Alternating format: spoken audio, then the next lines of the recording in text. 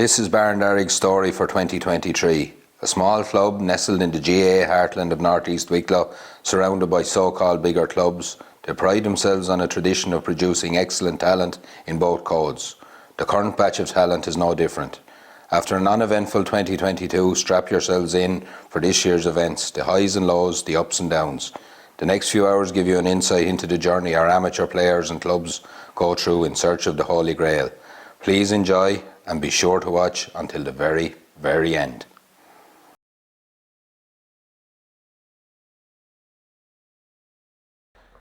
Damien, end of January here, I suppose. I've been around a few nights with you.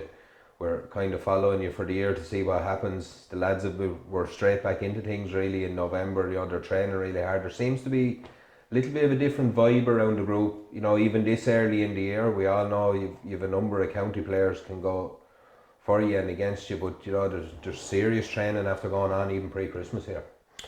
Yeah, well, I suppose we have to look back.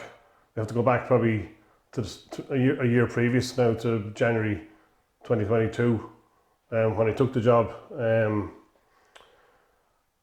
I suppose I have to be blunt, and I suppose I didn't really know. I had never seen the junior championship or junior football in Wicklow, and I wasn't 100% sure what that was like. But the boys won the championship the year before, and I said, okay, there must be something about them. And Martin Cullen, senior chairman of the club, he approached me to take the job, and I was talking to one or two other senior clubs, but there was one club in particular, but they kind of messed me around a wee bit, and they're dragging their heels. And I said, Barndarrig wanted me, and I said I'll go with Barndarrig. And I hadn't a whole lot of knowledge of the junior scene, but I remember being at only one ever junior match. It was the championship match involving Shillelagh Kilboy and Barndarrig. My own brother-in-law John Hines was manager of Shillelagh Kilboy, and I went just to support him and see how they were getting on. And but I was very impressed with Barndarrig that night. They had up the middle, they had this huge team, a big spine of a team, a strong spine up the middle, and Andrew Kavanagh full back, and Anthony Quinn midfield, and Martin Cullen centre back, Malachy Stone in around the centre half forward position, and then you had Michael Murphy full forward. And it was a high scoring game. I remember that night, I think Michael Murphy scored 12 points and 11 from play, and he just shot the lights out from every angle on the pitch. And straight away I said, okay, they have a good spine. They're maybe not so strong on the wings, but I said, okay, I'm going to give these boys a shot anyway. But I suppose the first thing I needed was someone to come in with me, because I was new coming into the club and I wanted my own man in, and I asked my good friend Johnny Carlin to come in as strength and conditioning coach and as selector, and he was showing his hat into the ring. He was going to come in as a player, transfer in as a player as well. So Johnny, now in fairness to him, he's a brilliant strength and conditioning coach. Not a lot of people around Wicklow know that, but he would be sought after at League of Ireland level and in soccer as a coach. And he comes from big pedigree, athletic pedigree background. His mother has represented Ireland in sprinting and in long jump, and his uncle in decathlon, and his father then just represented Donegal. So he had a great sporting background, but not only that, I knew what he had to offer, and he also, obviously he's a professional League of Ireland, or professional soccer player up in Northern Ireland, and when he was transferring to us, he wasn't going to be able to play until May, which is grand. So we knew we had him coming back for the second half of the year, later on in the year anyway. So myself and Johnny met with the boys one night and just have a chat with them and let them know what we were expecting of them. And there's a couple of issues arose straight away. Number one, Michael Murphy had retired, that I didn't know about, and The second issue or problem was that Andrew Kavanagh was transferring to St Bridget's in Dublin. He was going to play senior football in Dublin for Bridget's. So 2 huge losses. 2 massive losses. And subsequently, the next week, or just later on the week, I found out that Anthony Quinn was in his final year studies in Limerick University, and he wasn't going to be available for most of the league or until... Martin Senior kept all that quiet. Not a dicky bird. Not a dicky bird. Not a dicky bird. But listen, that was the hand we were dealt. We knew we'd have Anthony Quinn back anyway, and listen, we just had to get on with it, and I suppose we started training I think at the end of January, and I was a bit worried, to tell you the truth now, to just be honest and say I was a bit worried just looking on what was going on at the first 2 weeks of training. We had, I was giving the boys the benefit of the doubt. They were just back, in pre-season. They had a good winter after winning the championships, as a junior championship. So, but I was a bit concerned. And then I got a call from the Aughrim manager, looking for a friendly game. So took that, and I knew Aughrim just with my time in Newtown. Exactly, I knew everything about them. All the players they had, and I knew they were good, and they were back down intermediate this year too. So I knew that it was going to be it's good just to place ourselves against them and see where we're at. So myself and Johnny were standing on the line, and when this game started, and after about 3 or 4 minutes, we just looked at each other and we said, "What the hell is going on here?" And what the hell have we taken over? More to the point. And I could assure you now, it was a lot more colourful language than that. But we were absolutely destroyed in every single aspect of the game. We were destroyed. And the final score, I'll never forget it, it was 10-24 to 3 points. And we were lucky to get 3 points. And they probably should have scored more. So, called up another meeting after that during the week and sat all the boys down again, and just told them, we were just straight out with them. We told them just the skill level wasn't near good enough, the fitness level wasn't near good enough, the commitment level probably wasn't near good enough for going up to another level intermediate. Because in my mind, I've been involved with senior teams since I came to Wicklow, and the difference between intermediate and senior, it's not huge. There's not a huge gap there now. It's just maybe the senior team is a bit more organised, a bit more, probably a tiny bit more conditioned, but that gap's getting closer and closer the whole time. But from junior to intermediate is a massive gap, in my opinion, a massive gap. And these boys, while they were very strong at junior, straight away they were going to struggle if they didn't improve things very quick. They were going to struggle intermediate. So that's where we were at, and we set a plan in place for the next 5 months, myself and Johnny, and I can guarantee you every game, every training session was skills-based drills. That's what it was. Hard to say that. Skills-based drills, and as well as trying to improve the fitness as well. But in that probably 3 or 4 weeks after the Aero game, we got rid of a good few messers off the team, and fellas that weren't 100% committed, and we ended up with 22, 23 players who were going to give commitment, and that was good enough for me, and I was happy with that. So we got down to work training, and we trained hard, and in fairness to the boys, they were a good bunch of lads, albeit they were short, a wee bit short on quality, maybe with the top end of the players, because we were missing Malachy Stone with the county and Jack McCall with the county as well, so we weren't going to have them for the league. So, but the boys got stuck in, but we had an uphill task, there was no doubt about it. And the league started then in probably May or June, or March or April, and probably March, and we were getting patience in the first couple of games, there's no doubt about it. And it was tough going for the first 2 months, but you could see progress. Eventually we could see progress.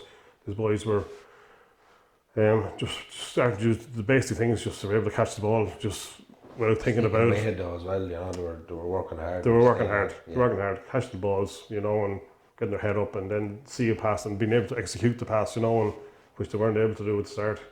And this is just basic stuff, that any intermediate player should have. But we were getting there, and eventually the second half of the league, I'll go back to the second game of the league. I remember we were up in Stratford Grange Con, and we were playing them in the second game away, and Martin Cullen, who's at this stage our best player, got a very nasty ligament injury, and it turned out he was going to be out for at least 4 months, if not 5. So that was him gone from the league, and we're still at that stage then we were hoping he'd be back for the championship. But we were picking up injuries all over the place. Just the boys just weren't conditioned into the sort of training that was needed. But as the league went on, second half of the league, we were becoming very competitive, and I suppose we picked up a win, then we picked up a draw, and then we had another very good win near the end of the league. But 5 points, you're going to be doing well to stay up in any league with 5 points, and eventually we lost out. Only on score difference in the end, but we got relegated at the end of the year, and in fairness, we deserved to be relegated. We just make no bones about that. Just with our performance for the first half of the league. So, but the boys there was definitely major signs of improvement. But we were right up then up to July then, and we're still at training doing skills, doing skills drills, and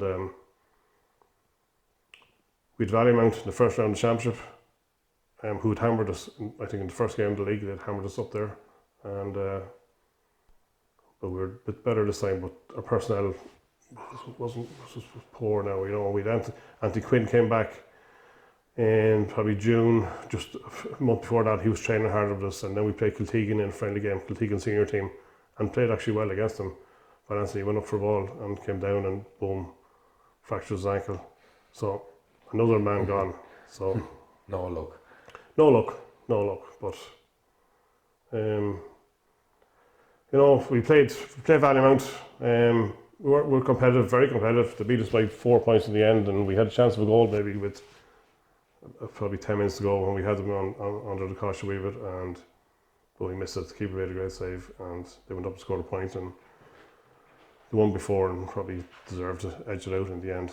So we were back into an open draw again for one more chance to avoid relegation playoffs. And who did we come up against or drawn out against? Only Aerogue, whose team had hammered us in the beginning of the year. Again, no luck. No luck again. But I knew we were in a better place this time anyway. But we had the county boys back anyway with us, and after the Valleymount game, I think the draw was made the night of the Valleymount game, and I said, okay, right, I'm going to bite the bullet. So I rang Michael Murphy, and I said, any chance I'll meet you for a pint? So I met him for a pint, and we had a few pints, in fairness, a good few pints. And I just told him the story, and I just asked him just to come back and give us the handout. And he could see the progress, he could see from afar the progress we were making.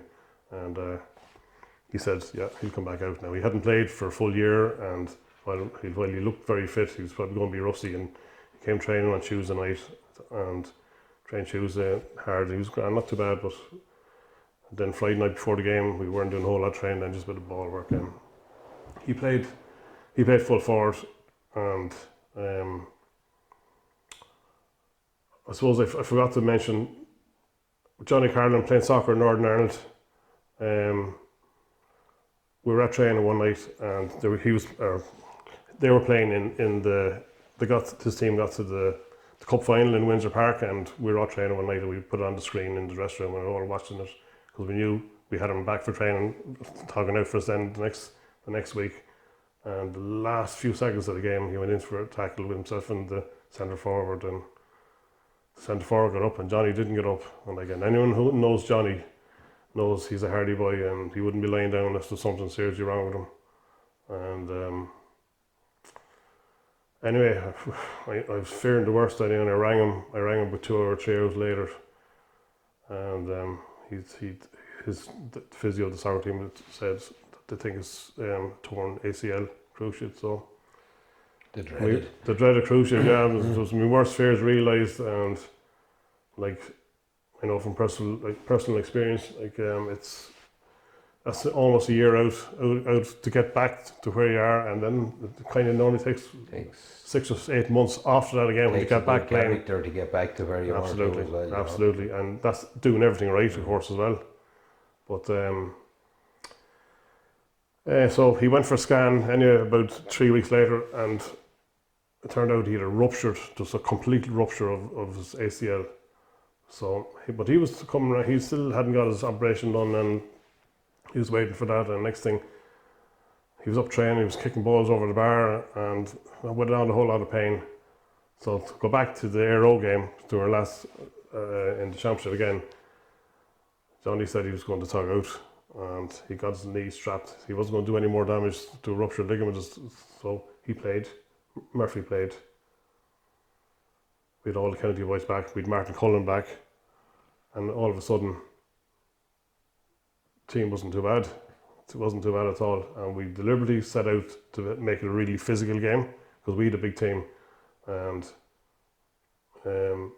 we went really physical and hard but fair, but it was very physical, and everybody was saying there's going to be a slaughter. You know, we're going to be beating 35-40 points before the game, and we got to half time anyway. We were a point down and just nip and tuck the whole game. You know, we were defending really well and going up in the counter attacks, but we had Michael Murphy as that fulcrum with full forwards, you know, that was winning the ball, and he was marking Chester Kelly, you know, from Mayor Oak, who's in my mind the best club centre full back in the county, and at the time, and he finished up with, we scored 8 points at the end, and he finished up with 6, Murphy, you know, and Johnny played really well with one leg, and in fairness to all the boys, to get me put in a massive shift.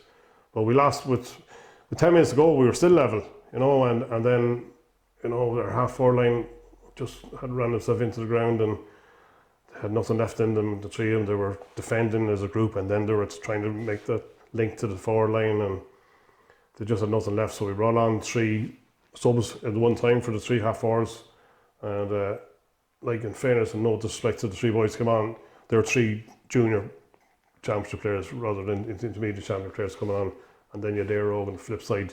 With senior team playing in an intermediate championship. Yes. More, do you know what I mean? You were absolutely, and that was from day one in the championship. Yeah, you could see, yeah. But Aero were bringing on ex-county players as subs, you know. So we lost they pulled away in the end. We lost by 5 points, but we left. I remember coming off the pitch that evening, and I said, okay, we definitely have something here, but we just keep building on what we're doing, and we need more personnel for next year. I won't say for next year, but I meant for the future. But, and not only did I know that, the players came off, they believed at this stage now that they were good enough, you know. So now we were in a relegation battle then, and the main thing was to stay up in a relegation battle, which is never easy. Yeah. You know, when you get down to that stage, anything can happen. So we had Stratford, Grangeconn, we had Valleymount again, and we had Kilmacano, who hammered us in the league. All 3 teams beat us in the league, actually. And it was a home game, away game, and then a neutral game. So we Stratford at home, and we beat them by a point. We just about beat them, but we deserved to win it. We were the better team, but we made hard work of it, if you know what I mean. But when it gets down to those relegation games, there's very little in any of them. Yeah. Matter. Like, you could be 7 or 8 points a better team. You only win by 1 nearly always when it comes to a relegation battle. It's just, you have to eke it out, and that's exactly. But we won, and straight away, it doesn't matter if you win by 1 or 10 points. It doesn't matter. Like, it's still 2 points on the board in a relegation battle. And then the second game was following week against Valleymount away, and after beating them in the championship early on, we knew this was going to be a really physical, tough game, and just feisty now the first day, and it was definitely going to be feisty the second day. So we went up there and we were well prepared, and You know, there was a huge local vociferous crowd from Valium out there, and there was a ref there. I hadn't a clue who he was. I'd never heard of him before, and which was worrying. And the game started anyway, and straight away, like things going on all over the pitch, and the referee doing nothing about it, you know. And next thing, Paul Ryan, he got a straight red card for. I actually saw the incident. There was nothing. He did absolutely nothing. It wasn't even a free, but just behind the referee's back, there was just a tangle of legs, and two boys fell together, and the referee didn't see it, and he just heard a big roar from the crowd. He turned around, straight red for Paul, and just like anyone knows, Paul's not a dirty player. He's a hardy, tough player, but he's not a dirty player. And that was after 10 minutes or 11 minutes, and you know how we came out. We won that game by a point. I've no idea how we won it. We played absolutely unbelievable to win the game. But I'll never forget it. I never give out by referees. I rarely give out about them. I might have a row with them during the game or whatever, but if I'm wrong, I'll be the first man over to say sorry or shake their hand, you know, and I always give the referees benefit of the doubt, because I know, as we all know, these games don't happen without referees, but you get good referees, you get bad referees, and as long as they're consistent, you know, for the same for both teams, you don't mind. But this boy was he was a hometown referee, and he gave us nothing. And I remember we won the game by points, and I was delighted for the boys. We were safe from relegation. We had an intermediate status ready for the next sigh of relief. It was a huge sigh of relief, but I was absolutely raging. I was raging about what went on with the referee, because, you know,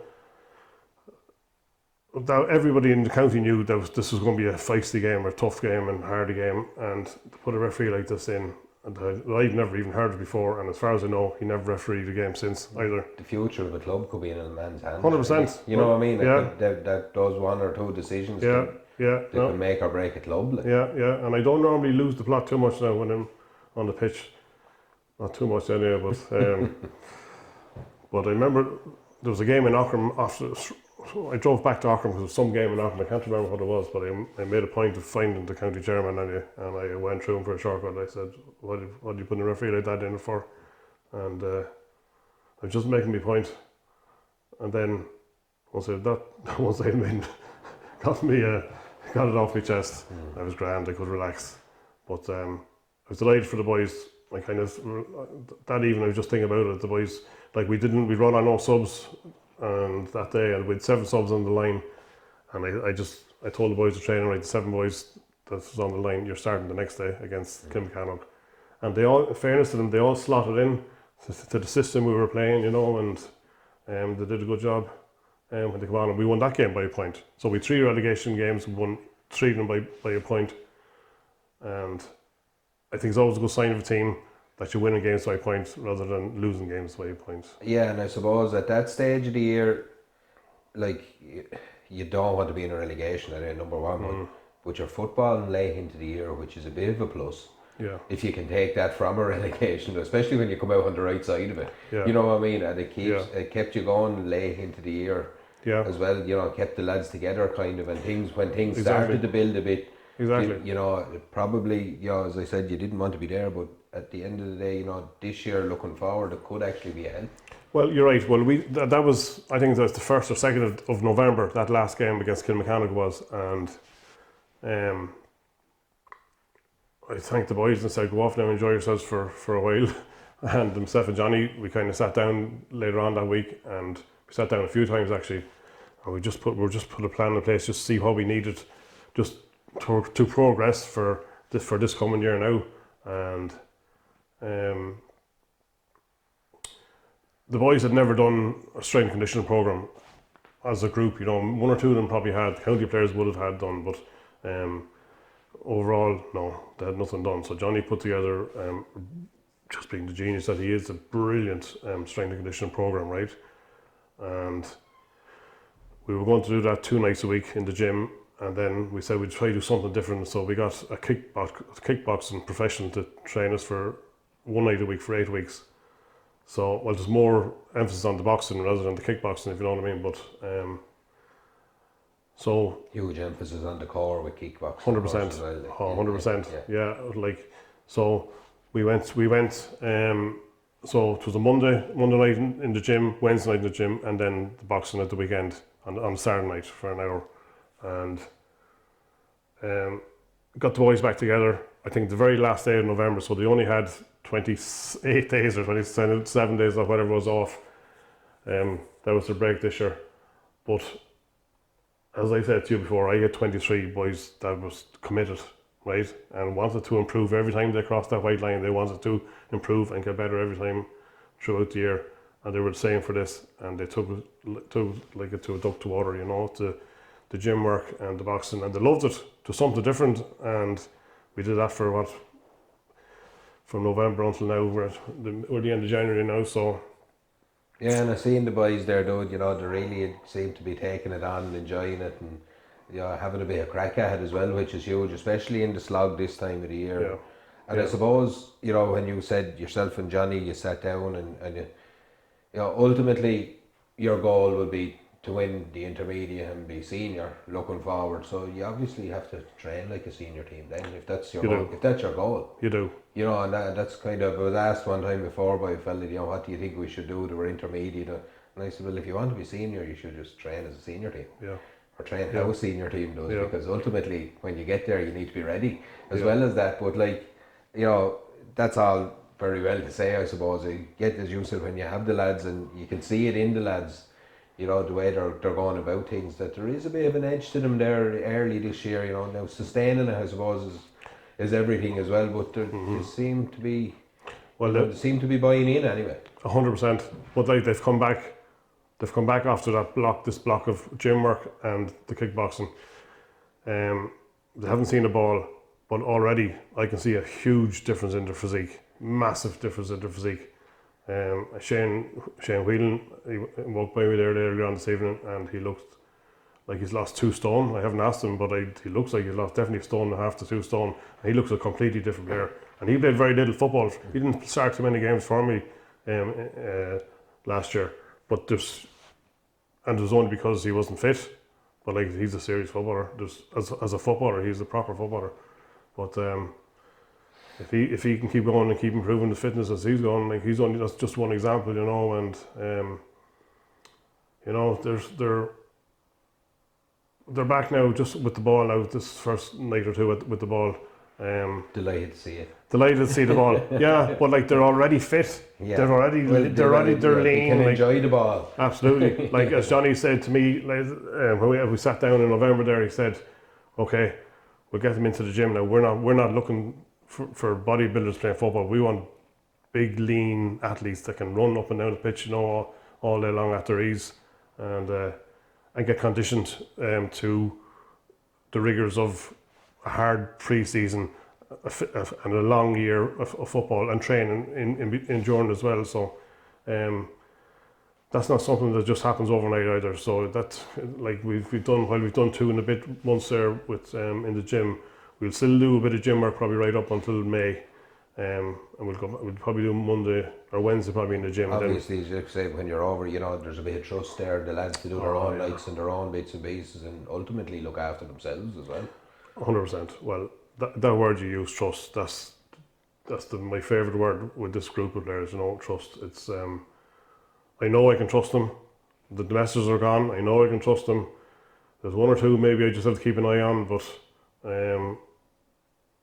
you know, that respect works both ways too, you know, and you don't have these, some of you out drinking the night before training or the weekend before a match or whatever. I know that doesn't happen now with these boys.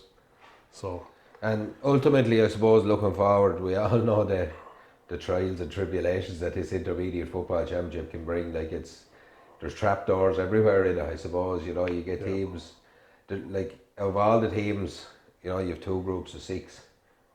Like, anyone really in the intermediate can be anyone on any given day.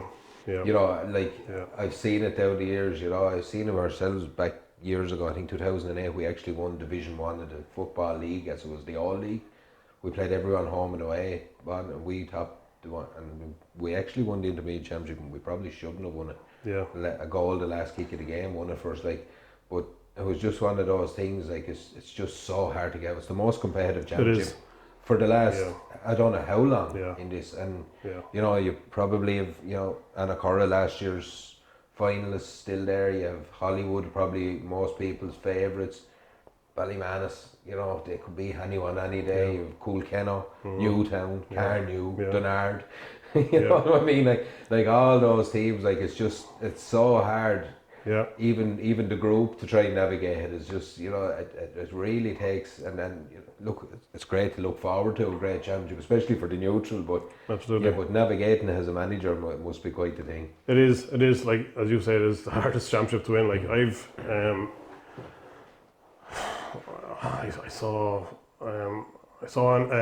I knew I had a fair idea that Aero were going to win the championship.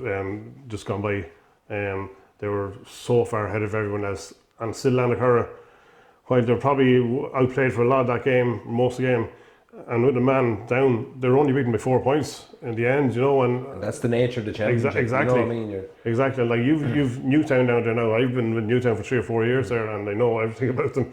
And like they've been Division 1 for the last 2 or 3 years, and senior championship quarterfinals. Exactly. Yeah. And like they have senior players, and you thought it looks like a Dean Odlin, like he's a magician with the ball, and Ross Davis and Dunard have been up and came back.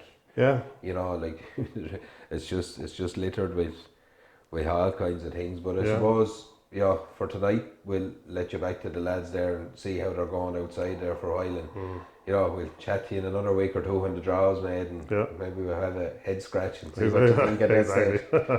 Should be fun. Alright, no bother. Thanks, Damien. Thanks, David.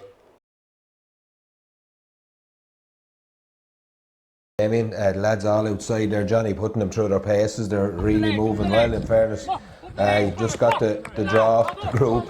I suppose every group in the intermediate has a group of death nearly, but Ballymanus, Kilcool, Coolkenno, Newtown and Hollywood. It's a fairly sticky one. There's some serious opposition in, but then to look at the other group, what's in the other side, as we said, like there's nothing easy in these groups. No, as I always say to the boys there, it doesn't matter which side of the group you come out of. You have to get through all the games, or you have to beat everyone to win a championship. You have to beat whoever's in front of you. So it's sticky enough group. Looking at it straight away, Ballymanus, they're always hard beaten. Kilcool. We played them once in a friendly game early on this year, and we drew with them.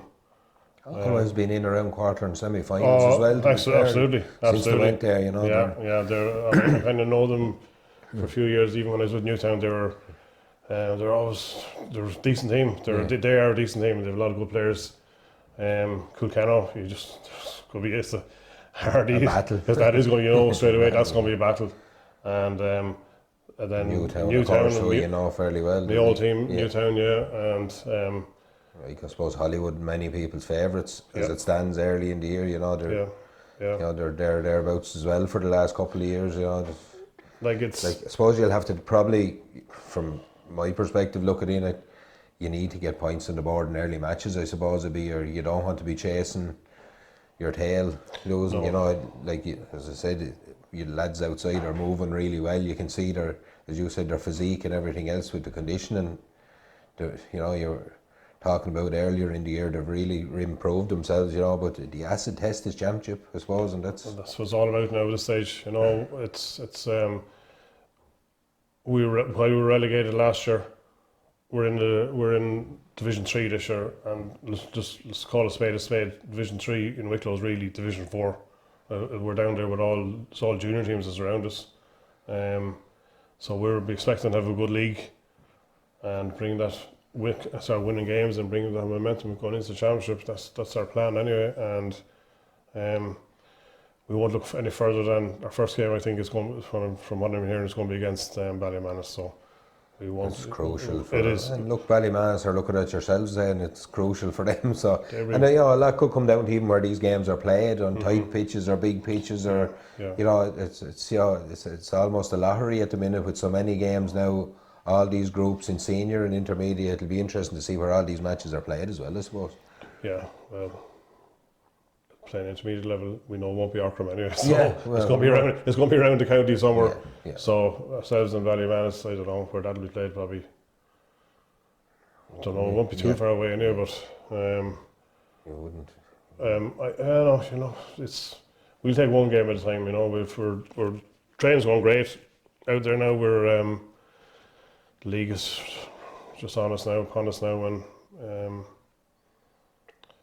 things are looking not too bad compared to this time last year. Let me tell you, it's a complete different team, it's a complete different atmosphere at training, and there's a good bunch of boys out there now. Good vibes. Good vibes. And that's Exactly. I suppose, look, we'll chat again in a little bit, but I can see from my own eyes there, the lads they're moving fairly well anyway. You must be happy enough, but as you said, the tests are to come, and that's where we'll answer that question. Exactly. No bother. Thanks, David. Thanks.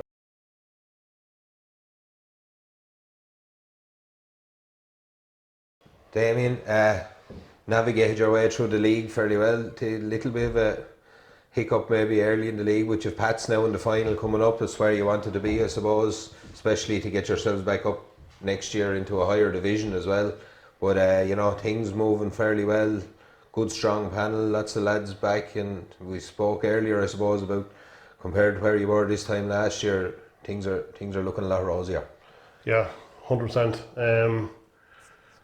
One of the first thing we did at the start of the year was just we got Michael Murphy just to commit for another 1 more year, and which he has done, no problem at all. And the next thing we went after was Andrew Kavanagh, see what he come back to us from Bridges, and thanks to God, a bit of persuasion, and we got him back, and he's a huge addition now. We won't have him for much of the league. He'll be with the county herders, but we'll have him for championship anyway, and he'll play the odd league game. But and I suppose at the start of League 2, Johnny had his operation on the 21st of October last year with his ACL, and the plan is for him to play championship or some stage of championship later on this year. So while he's going to be he's a player, he's going to be a player this year as well as eventually anyway. We decided we'd get another selector as well as Johnny, just so we had talked to a few people, and got a few people were kind of asked them, and talked to a few of them, and they just weren't the right fit at all. And so I talked to a lot of the players, and just especially the older players, and one name that just kept popping up was Kieran O'Brien, and Steph and Johnny met Kieran one night after training anyway, and straight away we knew this is the man, this is the boy we need. And already he trained a lot of these young fellas, a lot of these players as young lads. He's been around Barndarrig a long time. He knows them all inside out. Exactly, but had the respect of all the players as well, and he's an absolute gentleman. He's knows his football inside out as well. So he's going to be a huge benefit to us as well, going forward for the league and championship. League, it was we've had a good league. In fairness, started off great, win against Aughrim the first day, and then the plan was to build on that. But we went up to Stratford then in the second day, and it was really wet. Well, it wasn't wet; it was very windy, cold, windy day, and I think the boys they were waiting for someone else to take. Not an easy place to go. It's not an easy place to go, but we're by far a better team than Stratford. But no work rate, no energy. Everybody waiting for somebody else to do the job, and one of those days we got turned over. There was talk about a controversial point at the end.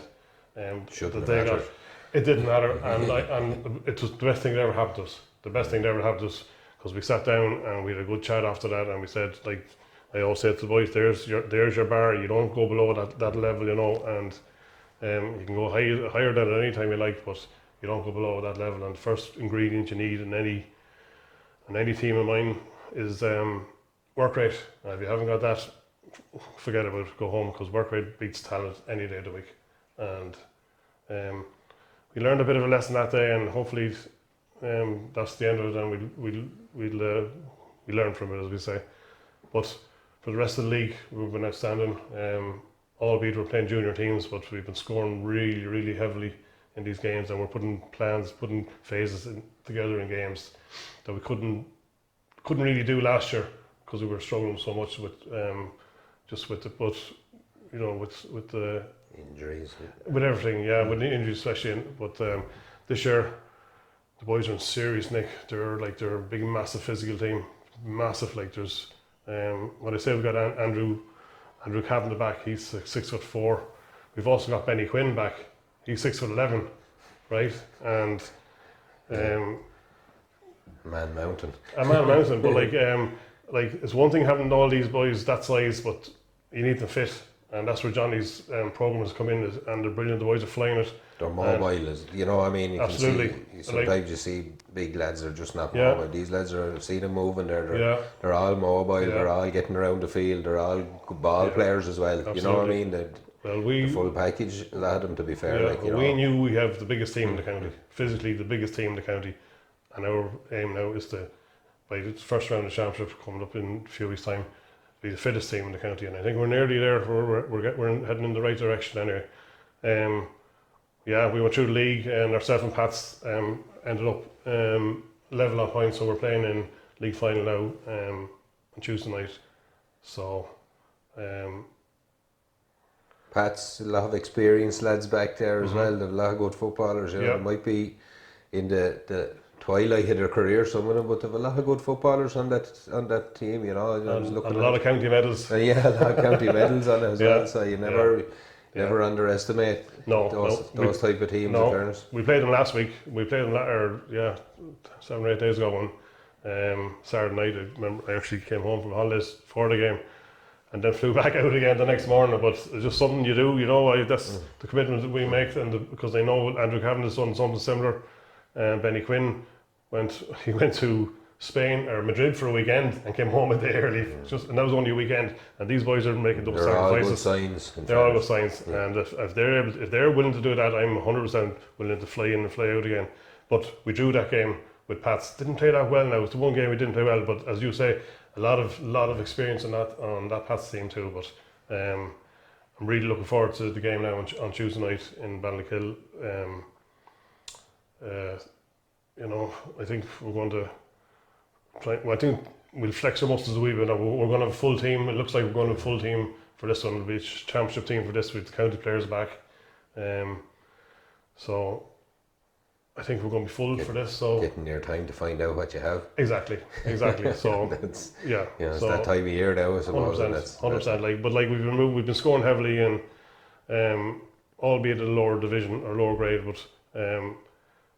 The boys are hungry. They're hungry for success now. And things are moving very nicely now, very nicely. So, hopefully, Tuesday night now. Yeah, and look, the very best of luck. I'm sure we'll chat again shortly. So, it's good to be on the road with you anyway. It's an exciting time. So we'll see where it brings us. Exactly. Thanks, Damien. Damien, they were speaking there not so long ago about the upcoming junior league final there, or the Division 3 league final, sorry, my mistake. Huge win, looked really good. You really hit the ground running in that one. Looks like the lads are primed. Yeah, it was probably, we set out our stall before the game. We said we have a championship team out here now, we've all the county boys back, so we were fairly full. We were just missed maybe one, maybe two, but pretty full. And we said, okay, come on, this is championship stuff. Even though it's league final, we were kind of looking at it as a championship game, and hopefully we'll just flex our muscles a wee bit there in this one now. So, which we did, and we played outstanding. We controlled the game from start to finish. Gave away a sloppy goal in the first half, but. The final score was a 1-15 to 1-4, but we gave away sloppy goals, but completely controlled the game and dictated play the whole way out through, which we've been doing the whole year in throughout the league now. So, and that's it's the sort of game plan we have. We're kind of working on just controlling the ball, dictating the game, and then when you get the opportunity, attack with pace, you know, and hopefully get scores. I really see that the other night, like they really did, and in fairness to them, you know, it looks well tuned and well oiled, but I suppose the next few weeks coming up will tell us all as well, you know. But it's a good place to be in such a strong league, as you said, albeit probably against teams that are a division lower, really. But you know, it's a good place to be in, coming in off the back of a win, and it is. And we've won that, was it 11 games now in a row, and we played Éire Óg in a friendly game 2 nights ago, and they're senior now, obviously, you know, and both teams are fairly full too, and we beat them by 3 points, and deserved to beat them by 3 points, and you know, we're as you say, we're in a good spot now. We're kind of geared up. We're just not looking past Ballymanis next week or the week after. So it's the slippy one as well. Like, you know, it always is. You know, as I said, any team in this group, anyone can be anyone on any given day, like depending on what happens. But you know, it's a thing. But you have to target those first couple of games, I suppose, to get points on the board. Yeah. Ultimately, you need to nail down a quarter-final place, and that's what this championship is about now. Yeah, it is, and 3 games, you're going to need 3 wins to get to a quarter-final. It's as simple as that. Now, we also have the added hurdle. We're a hurling club as well, and the hurling championship is starting very soon too, and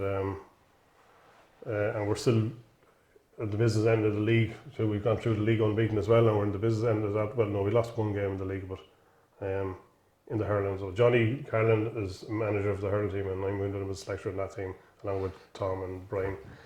So can't picture you in a micro helmet. Just any good early. But look, quite. I suppose, you know, it's all great and everything else, but you just keeping everyone balanced and keeping injuries away and stuff now. It's winning, I suppose, is a habit, and it's great on both fronts, but it's just the balancing act now, I suppose. 100%. It's like the boys are fit now. They're flying fit at this stage. Now it's just a matter of just minding them and making sure everybody's not getting over. Like we're trying to get as much or as little game time into some players. You know, some players don't need to be playing full games or hurling games. You know, and we're just trying to balance that out. And it's more or less the same bunch of players. You know, there's probably 5 or 6 extra hurlers in on top of it as well, but they train with us, you know, with the football team, and they're not having a separate hurling session. They train with us, and we live with stick work, you know, at the end of training. So for the hurlers, but there's no physical stuff needed for them anymore, you know. So it's just, as you say, a balancing act. Fine tuning. Yeah, exactly. No, well done on your win in the league anyway. A resounding victory, and I suppose all eyes now to the championship, and we'll talk to you in a week or two's time and see how things are going there. Lovely, sound, perfect.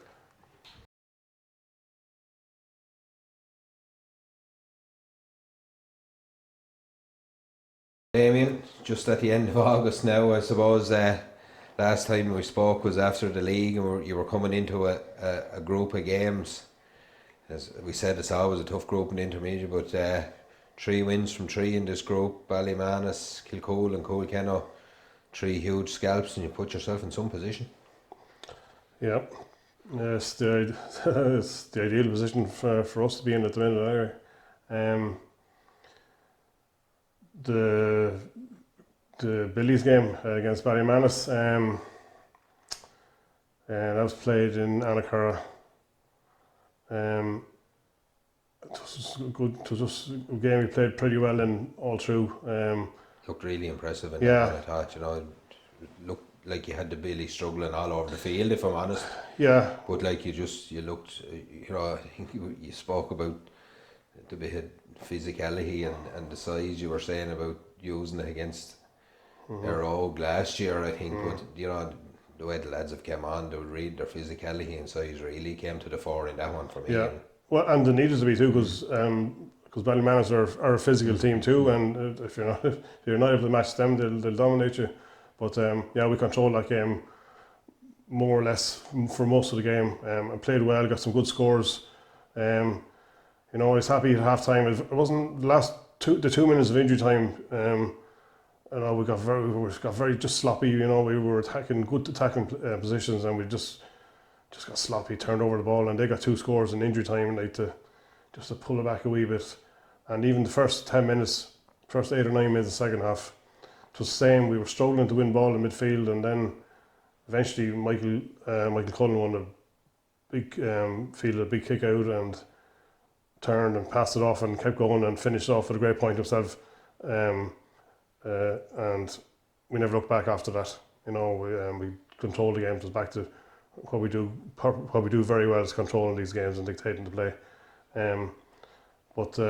A few overall good solid team performance, and without anyone being spectacular.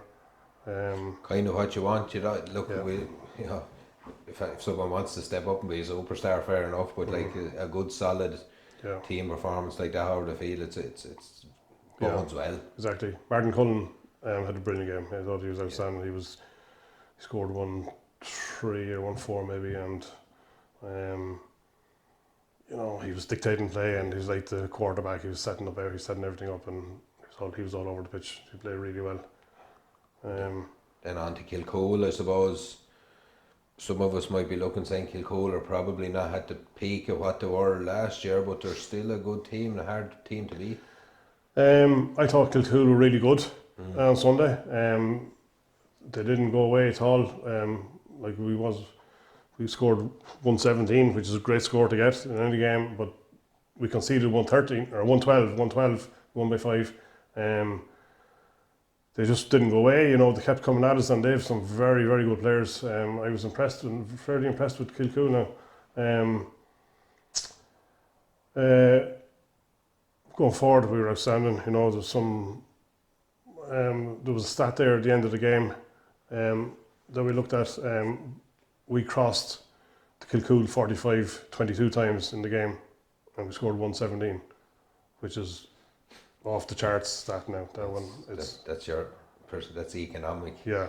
That was up front. That's really that's huge percentages. Exactly. Yeah, and there's a few standout performances again. I know Benny got a goal for Judas enough maybe the keeper made a mistake, but he was there. He still had to be there to stick it in the back of the net. Jack McCall was very good. Murph was good as usual. And Martin was good.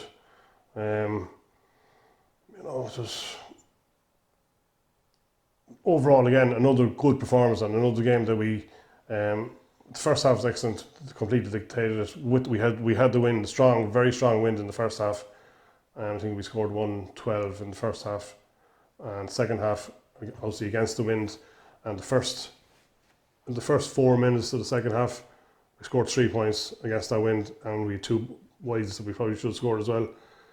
And that kind of put the game to bed. Now they came back at us, in fairness, they never gave up and they kept coming back at us, but even though we didn't fully dominate the second half, we just kept the scoreboard ticking, we just kept getting an odd score that just kept taking over. So overall, good performance. I was very happy. And then on to Coolkenna. As we all know, Coolkenna are a real battle. It's always a battle, it doesn't matter whether it's January or August or December or whatever it is. It seems to be a battle with Coolkenna. They're a hardened championship team, aren't they? But sure. Again, another huge scalp for yourselves, to put yourselves in a really good position. Yeah, well, the Coolkenna game, it was just an absolute dogfight. 9 points to 7 final score. It was a very tough physical game now, not dirty by any means, it was just physical, but both teams playing hard. And we played, this was the same as last week, it was in Avondale again, and this time we were against the wind in the first half, had a very strong wind again. And we started off, we were pretty good. We were keeping possession and holding it well, but our final pass, we were kind of forcing the last ball a wee bit, just being very critical of it. And they got 2 early scores, and not that we were under a whole lot of pressure, but Michael Murphy won a brilliant mark in front of the goals and put that over, and that kind of settled us.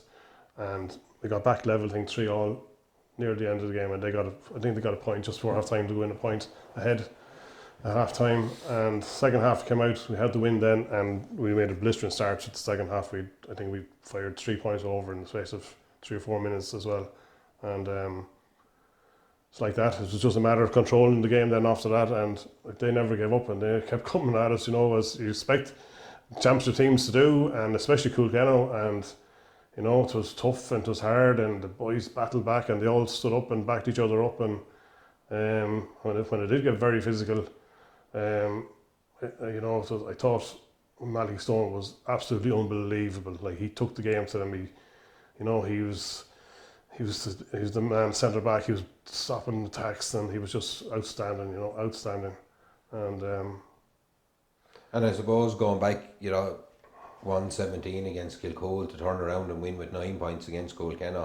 Yeah, it's a great sign as well. It is a great sign. You can play. Yeah. You can play the kind of swashbuckling football. Yeah. I think, as you said, out of 22 chances, 18 scores the other day. But then to grind one out with 9 scores, it has to be fairly satisfying. That is for sure. That is sure. And we talked a good bit about, in training, about these things, and that's all different scenarios of matches and things going against you, and even things when things are going in your favour, is to make hay when the sun shines, and get the scores when you're on top. And on the flip side of that, if you're under the cosh, just you stick into it. You just keep the scores down to the minimum at the time as best you can.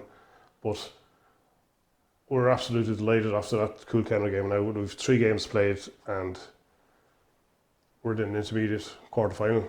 We've that to look forward to with 2 games to play, and it's a brilliant position to be in. Brilliant position too, and I suppose I wouldn't say to get ready for a quarter final. You'll want to continue and push on, but 2 great games coming into that quarter final now as well. Newtown and Hollywood. You're all friends in Newtown, as the fella says. Absolutely. And Hollywood everyone is kind of touting them to probably be in at least the last 4 of this. So it's a huge incentive for yourselves to push on now as well. Exactly. Well, and I was at the Kilcool Newtown game, and Newtown looked very impressive that day. So they're up next, so I'm looking forward to renewing acquaintances with my old buddies up there.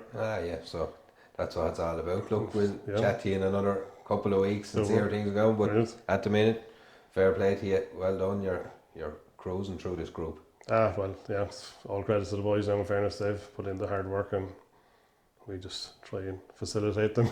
But anyway, thanks, David. Lovely job. Thanks, Damien. Damien, we spoke last time, all things going well and cruising along and in a quarter final. Couple of blips on the horizon though. Newtown come out and give you a bit of a 6-point beating there, and Hollywood, were very impressive against you last week. Is it just a blip, or or what's going on? Well, I suppose mentally maybe the foot has come off the pedal a wee bit now, but the Newtown game, 2-12 to 12 points in the end. We were very poor defensively for a couple of goals in that, and it was you have the likes of Dean Odlum around the squares, like anything can happen. And Decky Doyle was having a great game midfield, and Ross Davis was playing outstanding too in the full forward line, and there's young Ryan Clark there, serious player. Now he went off injured, but in fairness to Newtown, they're a quality team now too. But I thought we got the upper hand of them getting the upper hand of them in the second half, and we had them back to, I think, 2 points, and we got a penalty, and Paul Ryan took it and missed it. To save, it was poor now penalty for he'll first to admit that. And they went straight up the field and stuck it in the back of the net again, just poor defender from us again. So it was a huge turnaround, and I thought if we could score the penalty, we would have gone on and win the game. Now, we have to, I suppose, say there's a few boys injured, not injured, but just resting, and carrying a few knocks, and nothing major. But the subs are getting a run in these couple of games as well. So, and especially the next game, the Hollywood game. Whatever about Newtown getting beaten. We were very poor against. 9 points is a good. Yeah, we only scored 9, and they scored 2-15, and they probably could have scored more. It was a really bad wet day, and now it was the team was a lot different than we've had out for the first 3 games. But still, I wouldn't be expecting that sort of a beating any day of the week. So we just have to take stock. You're probably coming into a quarter final in one way. Everyone knows we'll have a full team back next year, but it might be a little bit of a wake up call for us. Just going to say, is it the right check at the right time? Maybe as well. You probably look back sometimes and say, well, that was the right kick in the backside at the right time, or you'd be hoping maybe that's at the right time, but you'd like to be. Where you were on the high after those 3 matches coming in, you'd like to be going in a little bit better probably to a quarter final. Yeah. No, we definitely tried a few different things tactically as well that day, and fellas in different positions, and it didn't work. Obviously, it didn't work.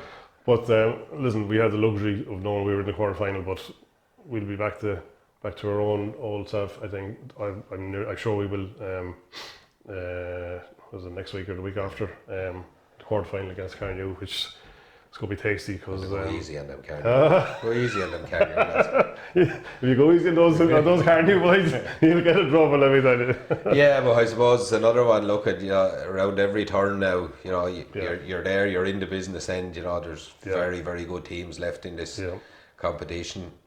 Carnew would be fancying their chances for the last couple of years, I suppose. Again, it's the nature of the competition that they're still there. Yeah. It's a huge match for the two of you. Like obviously it's knockout, but it's knockout now. It's a huge game, and this is where it boils down to now. This is where I suppose the hard work I've seen you doing all year, and the extra effort lads have made and everything else. You'd be hoping that it comes to the fore now, and hopefully the next few knockout games, but.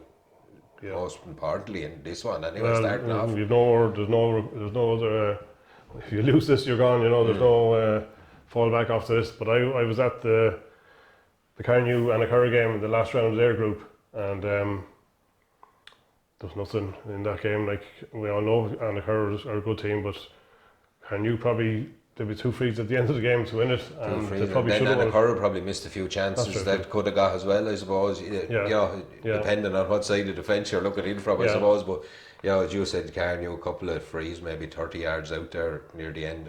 You'd be imagining someone should nail one of them to try and win it anyway. But as you said, but there was nothing in that game the whole day. It was just nip and tuck all the way. But at least we know now that we know what Aughrim are like. Like they've gone through the whole group unbeaten. Carnew's same standard. So, and to be fair as well, Aughrim seem to have held their level from last year, which is not an easy thing to do after going all the way last year. They seem to be holding their level. But as we said, anyone that's left is a danger at this stage, and that's so onwards to Carnew. Exactly, we look forward to that now. Yeah. Hope you don't win it, but anyway. Thanks, Evan.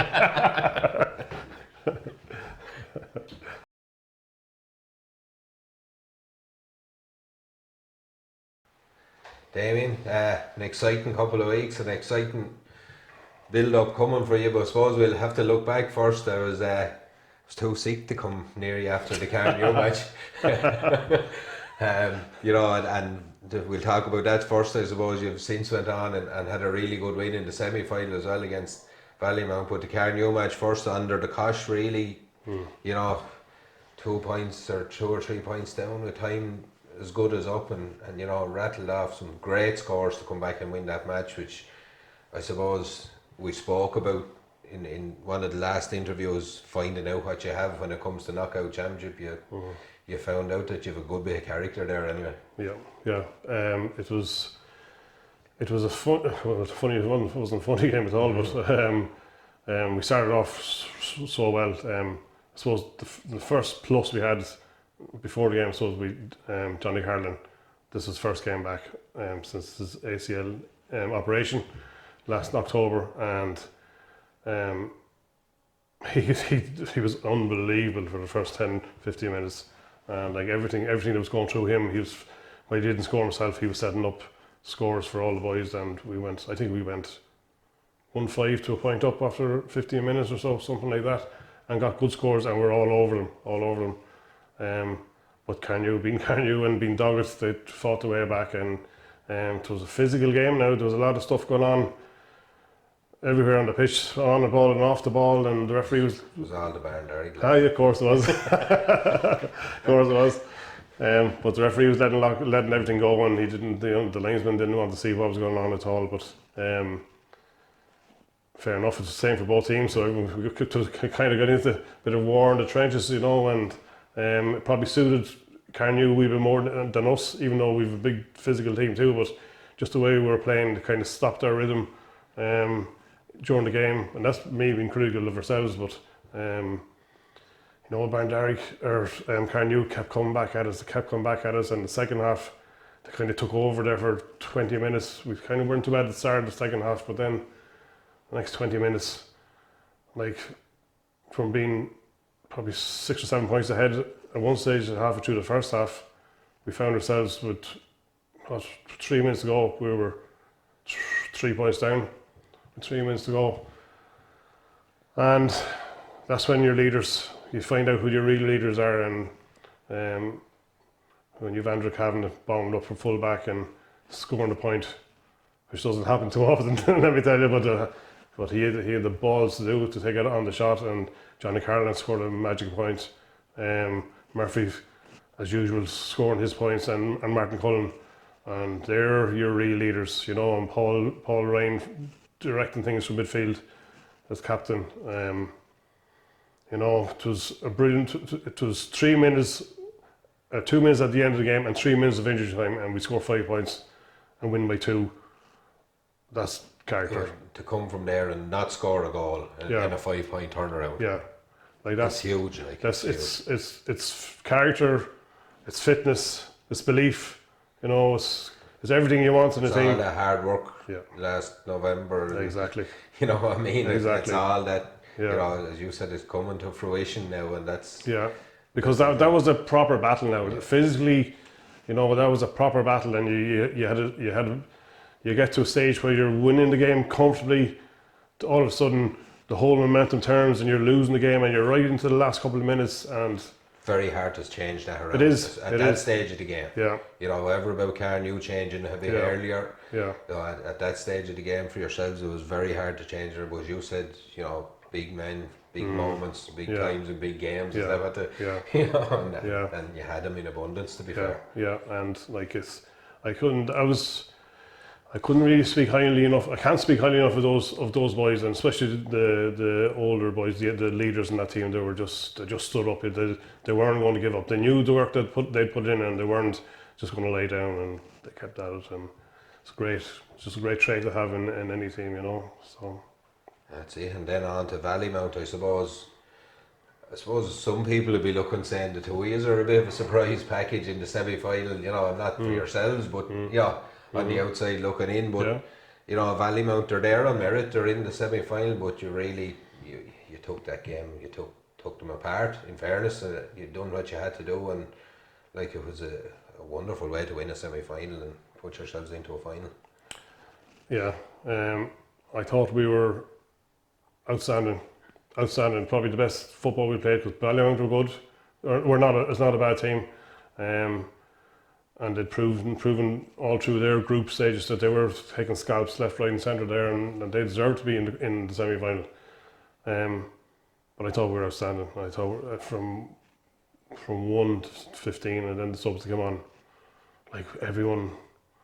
Men on a mission. Yeah, exactly. And you're right, that's exactly it, Emmett. And like you know, like they weren't phased with being a semi-final. There was no nerves. They just wanted to get to a final. And like as I said before the game to them, I think I said it to you at a different stage, it doesn't matter about semi-finals are all about winning. It doesn't matter what you have to do. You get over the line, and like everyone played their part and everyone stood up. I don't think anybody had a bad game that day, you know, from our boys, and even subs that came on played well. Very, very good. Yeah, and then like at the end of the game, like we were in the final where we wanted to be, there's no euphoria, just still there's one more job to be done, and we no cup on the table. No. But we were doing our cool down in big circle in the middle of the pitch after that game, and our plan was already made for the next 2 weeks, before we left that pitch. And I remember one of the best things we ever did. I think the following morning we had a recovery session in Barndarrig, and then we went down to British Bay into the sea, which the boys did. They spent the whole summer after training in the sea anyway, as part of their recovery. And we went down there into the sea, and then we went to Jack White, and we all had lunch in Jack White's restaurant, and the boys went back to the gym the next night for a light recovery session in the gym.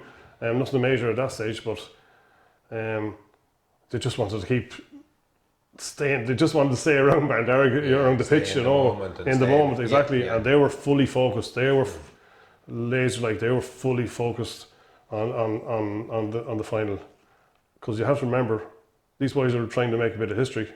They'd never ever, as a club, played senior championship football before, ever. Now, like at that stage, we were just taking over for the rest of the week. We had a little hurdle to negotiate at the following week. Just at the next weekend, we've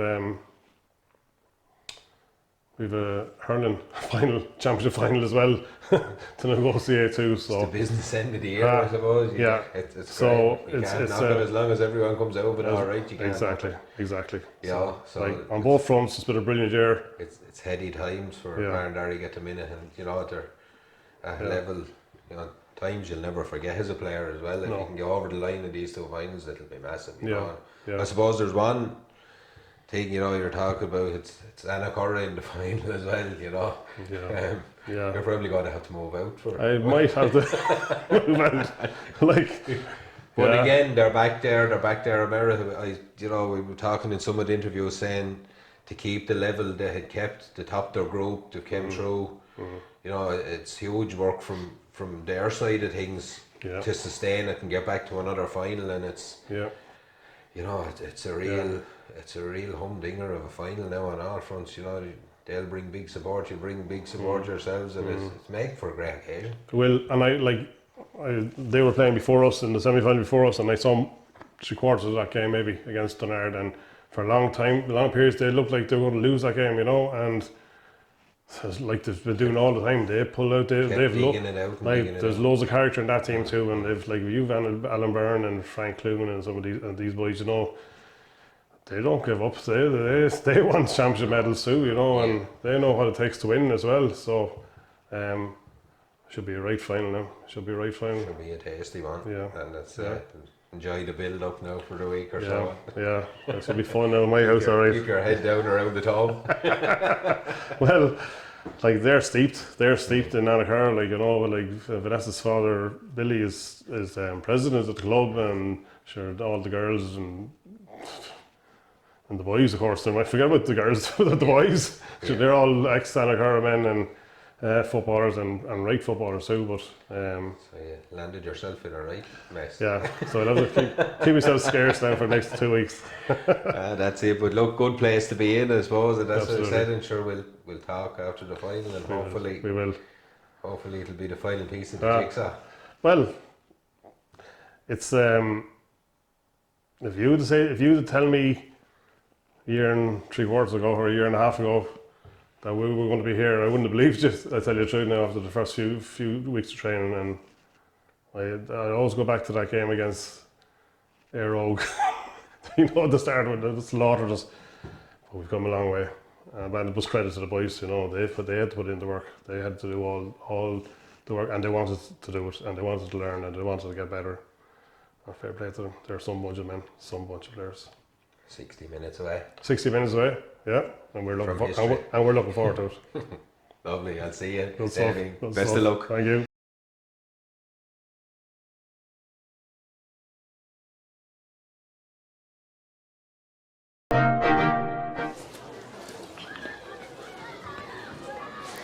You're all very welcome to Aughrim here today for the Darcy Sands Intermediate Football Final between Annacurra and Barndarrig. Referee Jason Smith is after doing the toss. The teams are just about to take their positions behind the band there. Barndarrig team as we have it is Aaron Jackson in goal, Tom O'Shea, Cathal Keegan and James Cullen in the full back line.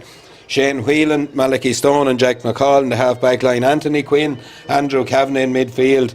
Their captain Paul Ryan at wing forward. Bernard Quinn in centre forward and Michael Crowley at 12. And Michael Cullen, number 13, is replaced by Johnny Carlin in the full forward line with Michael Murphy and Martin Cullen making up another dangerous line. You know, with two, as we said, really well evenly balanced teams. This is a huge Barndarrig team.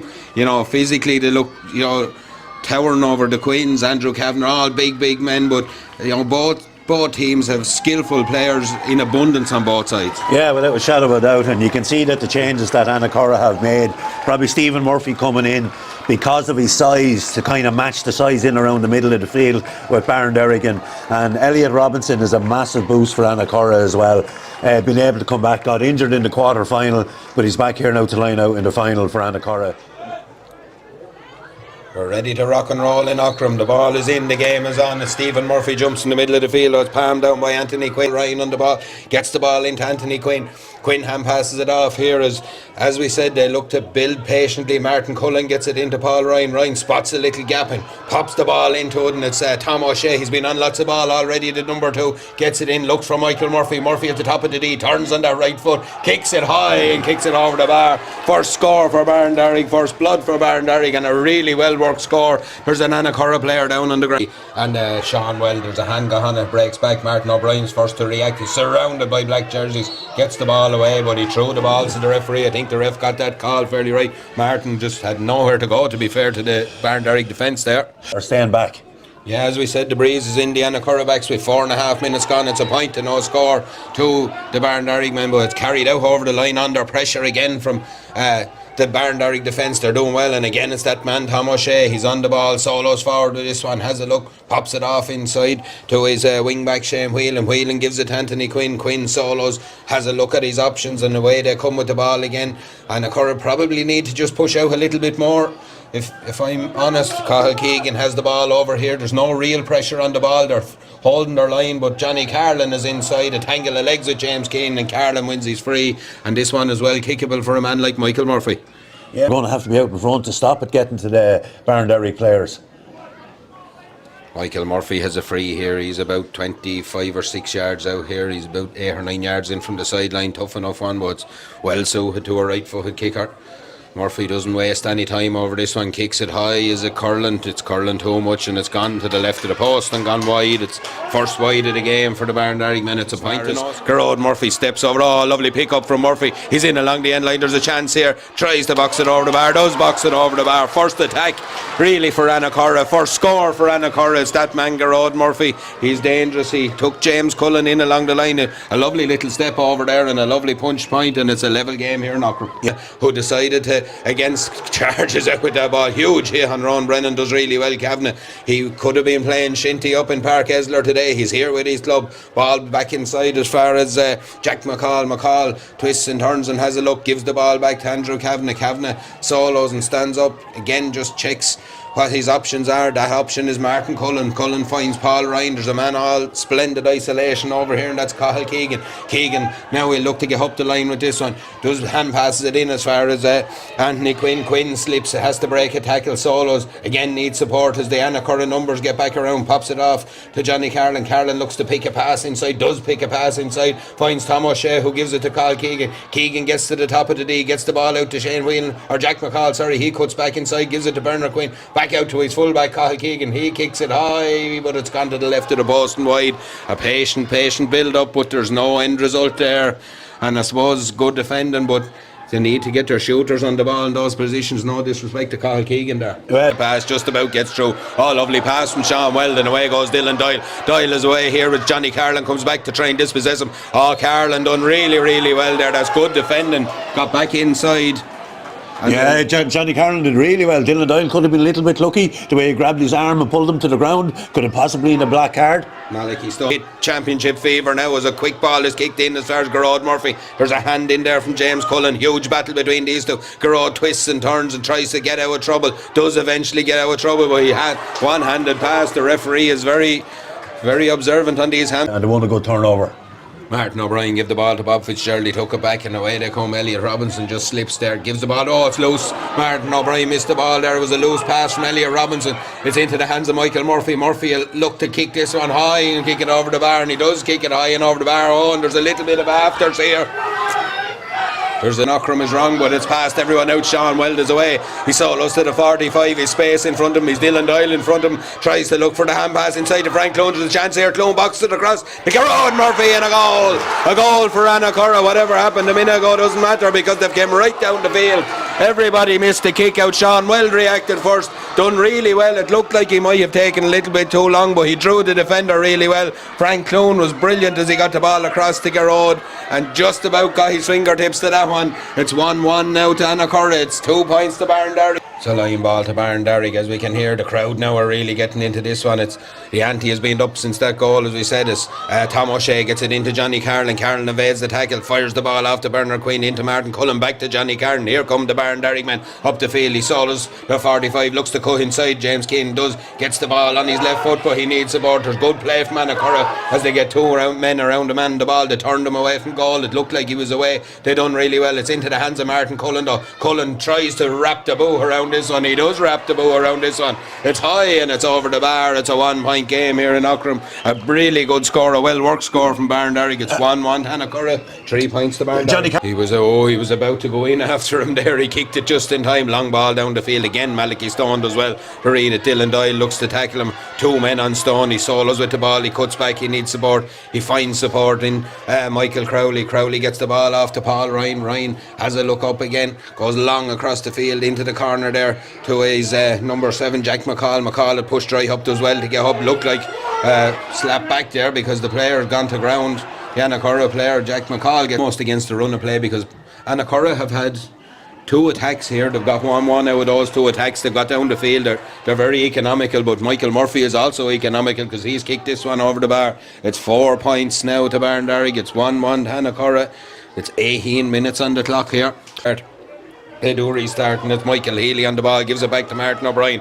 O'Brien outside the right boot, brilliant ball in front of Frank Clone, hand in from Andrew Kavanagh. Kavanagh does really well, really strong in there, one-handed, comes away with that one, gets it as far as Paul Ryan, gives it back to Kavanagh, back to Paul Ryan there, well worked out by the Barndarrig men as they look to come up the line. Might have been slightly high there, play on says the referee, gets the ball back into Andrew Kavanagh. Kavanagh solos with this one, goes longer up to, there's a man all on his own right underneath the stand there, and that man is Shane Whelan. Whelan has a chance to pop a ball into Martin Cullen. It's all opened up for Cullen. Cullen has a look, solos on the loop, back around is Michael Murphy. Again Cullen just holds up play, gets the ball on his right boot, kicks it high and kicks it over the bar. A super score from Martin Cullen. Looked like his chance might have gone a little bit when he cut back the second time, but he really trusted that right boot, and it's a great kick and Barndarrig lead. Hard work there from the Barndarrig men. It's a long ball inside to Frank Clone. Clone is on this one, solos, tries to cut back inside Andrew Kavanagh, goes to ground. Kavanagh really strong again, and it's a free out says the referee. That's good play from Andrew Kavanagh.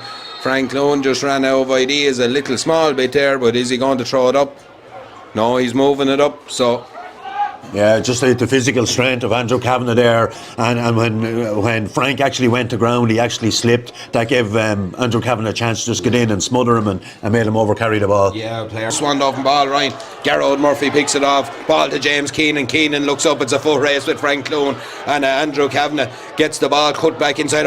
Brilliant play by Jack McCall to get back in and get a hand in there. That's very good defending because the whole thing had opened up for Annacurra there again. Yeah. Cathal Keegan has spent most of the first half up in this end of the field. Ball is into Michael Murphy. Heavy collision there between 2 players. If it's a head injury, should the game be stopped? Play on says the referee. As Murphy is tackled, Murphy is fouled. Half in Around his the back, hip, yeah. hip, And he's, hip and legs taken out from under him. It's high, it's over the bar. It's not that high, it's over the bar though. That's all that matters to Barndarrig. It's 6 points now to the Barndarrig men. 1-1 to Annacurra. it's Martin Cullen and Michael Murphy for Barndarrig, and they've kicked their 6 points so far. Oh, Anthony Quinn soars into the Aughrim sky and takes his free. The referee says bring it up because they stopped. Yeah, but he was actually his tackled. momentum. He was tackled. Like you can't tackle him within 4 steps after winning a kick out. So he tackled him straight away. So he's right. It was a free to be brought forward 13 metres. But goes off on a blood sub. It'll be a throw in with Andrew Kavanagh and Stephen Murphy, who are getting to know one another underneath this one. I think the longer this goes on, it's number 17 Shane O'Keefe is in actually. I'm told it's Kevin Healy, it's not Shane O'Keefe, he's wearing number 17, so we'll go on that word. And if it's wrong, I'll give you the name of who gave me the information later.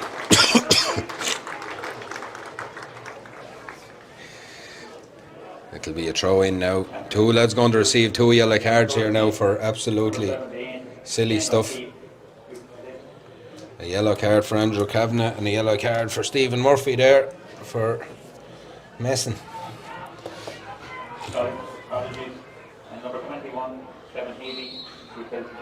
Ball is in, a slap back there into the hands of Martin Cullen. Cullen looks to pop a little pass. It's a good pass out as far as Shane Whelan. He needs support though, gets support from Paul Ryan. Ryan underneath the stand comes away with this one, hops it through the tackle, and he has 2 men inside him. Anthony Quinn is one, Malachi Stone is the other. It'll be a free for a push on Paul Ryan. He was playing under an advantage, and Dylan Doyle now is going to go into the book.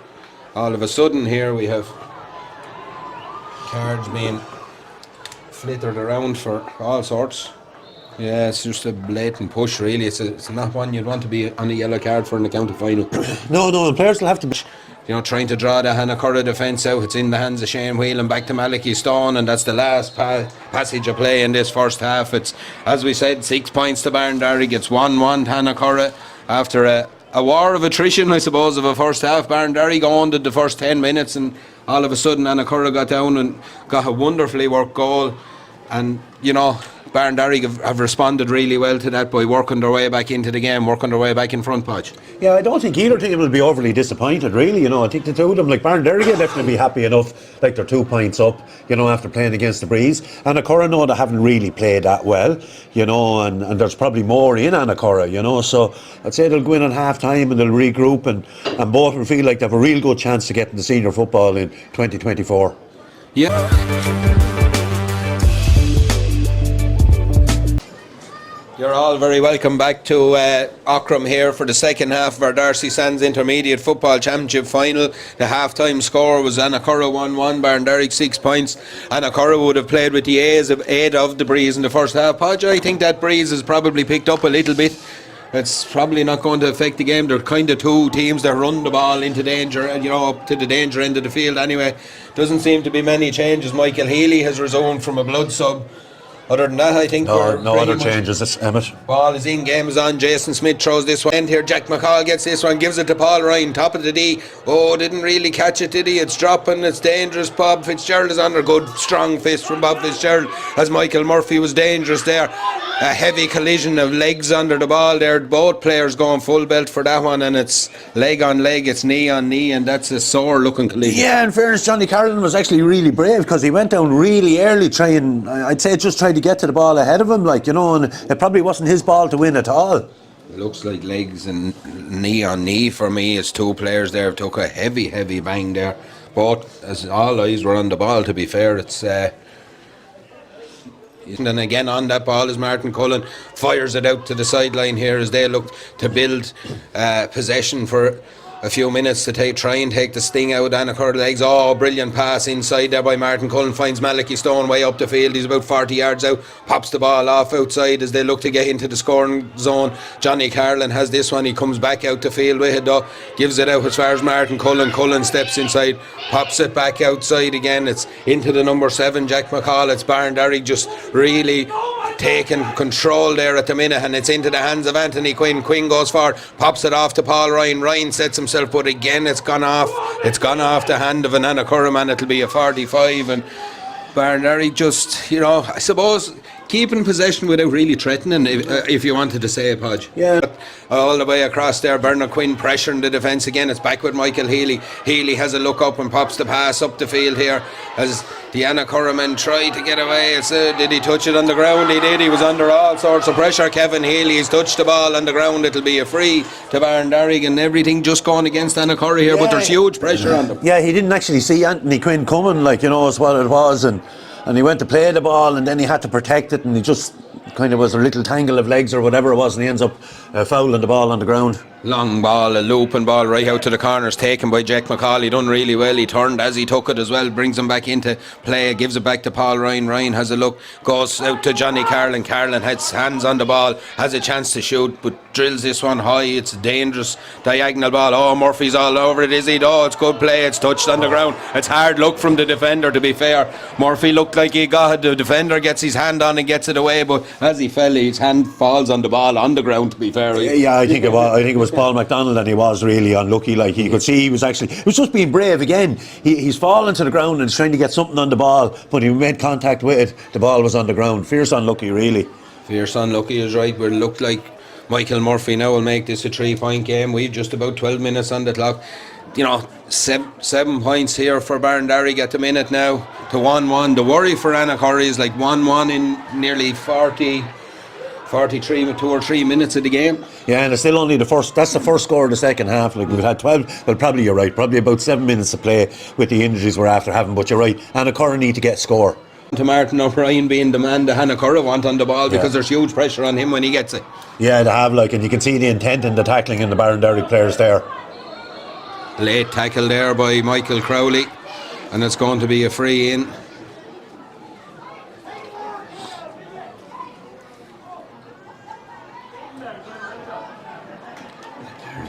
That's a black card. He's gone on him. Michael Crowley's gone for 10 minutes on the black card. That's a huge blow there at 13 minutes. Should have been under for 13 or 14 minutes of this second half. And if they're only 2 points down now, it's not the end of the world. You know, like, this is really their first opportunity to get a score in the second half. Frank Clune, usually good on these. He's very good on this one. It's high and it's over the bar from Frank Clune. Malachi Stone is tackled again by Mick O'Brien, turned over by Mick O'Brien. There's a man inside, there's a chance here. Martin O'Brien comes raiding up the field. The ball was turned over, O'Brien looking for goal. Oh, brilliant save by Aaron Jackson. Wonderful save by Jackson, and really good work from Mick O'Brien to turn that one over, set up the chance. He found a little pass inside which was offloaded to Martin O'Brien. Anthony Quinn actually done really well here. He showed him away from the goal. He narrowed the angle, but what a save from the keeper as well. Yeah, great. It'll be a kick from Frank Clune, straight forward for Frank, straight forward it is. It's 1-3 to 7 points. We've 19 and a half minutes on the clock here in Aughrim. Brian will be there with it first. The physios are all over the field here. There's bodies all over the field. It's a breakdown though in a loose hand pass there, and there's 2 Barndarrig men down now. Signal red card. We're after having the red card. There's a red card gone to someone. It's Dylan Doyle. Dylan Doyle has received, it looked to be a straight red, is it? No, he gave me yellow, and then gave him a red. Oh, it's all after happening here in the last few minutes. Dylan Doyle gone for a red, the captain. There's 2 Barndarrig men down injured, 3 Barndarrig men down injured, 2 with cramp, 1 from the injury. Dylan Doyle walks out to the line. There's a sub going to come on for Barndarrig here, is number 17, Joe O'Shea. Kevin Healy says he's had enough. I'm going long to Garrod. It's a high dangerous ball. Garrod gets hands on it, ball breaks inside. He's well shepherded back there. Away comes Kavanagh with the ball. Good defence by Barndarrig, and up the field they come. It's into the hands of Anthony Quinn. Quinn solo 65 yards out from his own goal, gets past the middle of the field, gets to the 65. It's loose. Johnny Carlin, oh well done from Carlin to get to that. He was nowhere near the favourite to get to that. He's done really well. He recycles possessions and wins. He's free. That's a big moment in this game. Yeah, and it's another example of players just being really, really brave, you know, showing no regard for their own safety at all by just throwing themselves in for the ball. And he had to do that, because if he didn't do that, James Keenan had it, and they were gone on a break up the field. 1-3 to 7 points here. Loose pass inside again. It's gathered up by James Cullen. Cullen's in all sorts of trouble trying to get rid of it. The ball goes to ground. It's all over the place in there. It's picked up, but Frank Clune twists and turns and tries to find a little bit of space to swing that leg. Stephen Murphy tries to break the tackle of Malachy Stone. Goes forward. It's a free in to Annacurra. A free in to Annacurra. It looked like it might be over carrying, but they just about, I think it's the first tackle from Malachy Stone. He almost holds him up like a choke tackle. He doesn't. He gets his arms around him here. I think that's where the free came from, the two arms. It's championship time. It's 7 points to 1-4 if it goes over. There's a change coming here. It'll be Michael Cullen coming on. Will be interesting to see who goes. Oh, Frank Clune has kicked this one and it's gone to the right and wide. You'd have put the house on Frank Clune kicking that one. So uncharacteristic, but in such days, like, pressure is. County final pressure is huge. Yeah, 99 times out of 100 Frank Clune had kicked those without a shadow of a doubt. Takes away from Martin O'Brien, has it, gets it to Alan Byrne. Byrne pops it off to Glenn Austin. Here come the Annacurra men down into the Herbst end. Kevin Healy's on the ball, has a look. Oh, brilliant ball inside. Glenn Austin has a chance here, kicks this one high and kicks it over the bar. We're level in Aughrim. It's 1-4 to 7 points, 28 minutes on the clock. Again the driving force, Martin O'Brien and Alan Byrne driving forward with Glenn Austin. He got down the line, a Q angle for, he's a back by trade, as the fella said. It didn't faze him though. He kicked a great score. Yeah, and just off that kick out, like, Annacurra went long and it was Paul Ryan that was competing for it and all the big men to have in the middle, but fantastic score. Here come Annacurra again, Raiden. They've won the break in the middle of the field. Mick O'Brien gets his head up, picks a pass across to Martin O'Brien. Is broken away from him by Joe O'Shea. Tom O'Shea gets his boot to it, follows it himself to number 2. Good play by him to keep it in if he can. Has he got the legs to keep going? Alan Byrne will go back down and try and pick this one up. He goes close to the ground. He does enough. Alan Byrne gets it back as far as Bob Fitzgerald. Fitzgerald is pressured, but a loose looking foot pass here, and it's Mick O'Brien will get everything out of his legs to try and keep this ball alive. He does keep the ball alive. Joe O'Shea comes down, tackles him and does well. Mick O'Brien is strong enough to get it the second time, goes to ground with that one, and it's going to be a free in. Mick O'Brien, but he's head down and charged. I think the referee is saying, I'd say Mick O'Brien couldn't do any more, because I'd say he was out on his feet. He was, yeah, because he had to work so hard to get the ball first. Joe O'Shea was actually really good, nearly turned it over first, and then Mick O'Brien was under pressure, and in fairness, the Barndarrig lads got around him. They kind of sensed that he was under pressure and he gave away a free. Michael Murphy has a huge opportunity here to put Barndarrig in front with this free. It's not easy for a right footed kicker. He's about 8 or 9 yards to this right hand post, kicks this one. It's not coming in either. It's gone high and it's gone wide, and that's pressure on both sides. Both two of the best free takers you'll ever see have missed one each there in the dying moments. We're going to have 5 more minutes of this, and as a neutral I'm not sorry, because it's a cracking game. Yeah, looking in, you saw the score, you say it was a negative game and all defensive. It hasn't been that at all. Here come Annacurra with the ball. It's out to Ewan Harper. Loose hand pass from him. Johnny Carlin picks it up, gets the ball to Paul Ryan. There's numbers. Who has the gas in the legs now? Paul Ryan has the gas. The captain of this team gets it on his left foot. Oh, it's not his kicking foot. It's gone to the left of the post and wide, and it's like no one wants to win. I think they're happy enough to come back. Yeah, there's after been plenty of missed opportunities there now in the last couple of minutes. It's going to take somebody with a cool head or somebody to do something inspirational that's going to win this game for one team or the other. We're half a minute into injury time. Alan Byrne is down injured. Rob Fitzgerald is looking to take the kick out. Alan Byrne is after lifting his team on 2 or 3 occasions in the last 10 minutes. He found himself having to go right back into the cornerback position to come out with this one. He's having a look. They're having a look at them. They're putting out the hand. Hardly another injury for Annacurra, because actually, in fairness, he had to work really, really hard to close down Paul Ryan there. You would have fancied Paul Ryan to get around Alan Byrne, but he did really well. Bob Fitzgerald goes long out the field again, looking for Martin O'Brien, but it's picked off by Stephen Murphy. Murphy goes to ground, huge numbers around him. Murphy needs to get rid of it, throws the leg at Anthony Quinn, does enough to pick it off. Good play by Barndarrig there, just putting the pressure on the kicker to force them to kick away possession. Shane Whelan is now in possession. The next couple of minutes vital, of course. It goes without saying, we're a minute and a half into injury time. Martin Cullen gets the ball to Johnny Carlin. Carlin cuts inside, Cullen is off his shoulder, does enough to get back to him. Little foot pass in as far as Joe O'Shea, didn't go to to ground, should have picked it up. Ball breaks away. James Keenan gets it to Mick O'Brien, gets it to Alan Byrne. No ill effects there. They're playing under an advantage. Byrne goes to ground. Martin O'Brien has gone up the field with this one. Has a look up, kicks a long ball up to Garrod Murphy. Oh, it's gone over him. Cornerback stayed down and just done enough. Gets the hands on the ball. Michael Cullen gets it and gives it to Jack McCall. He goes back, gives it out as far as Andrew Kavanagh. Here come Barndarrig. Is there one more attack in Barndarrig? Can Anacurra break him down and get the ball up the field? There's numbers everywhere. No position means anything here. Anacurra just looking to defend.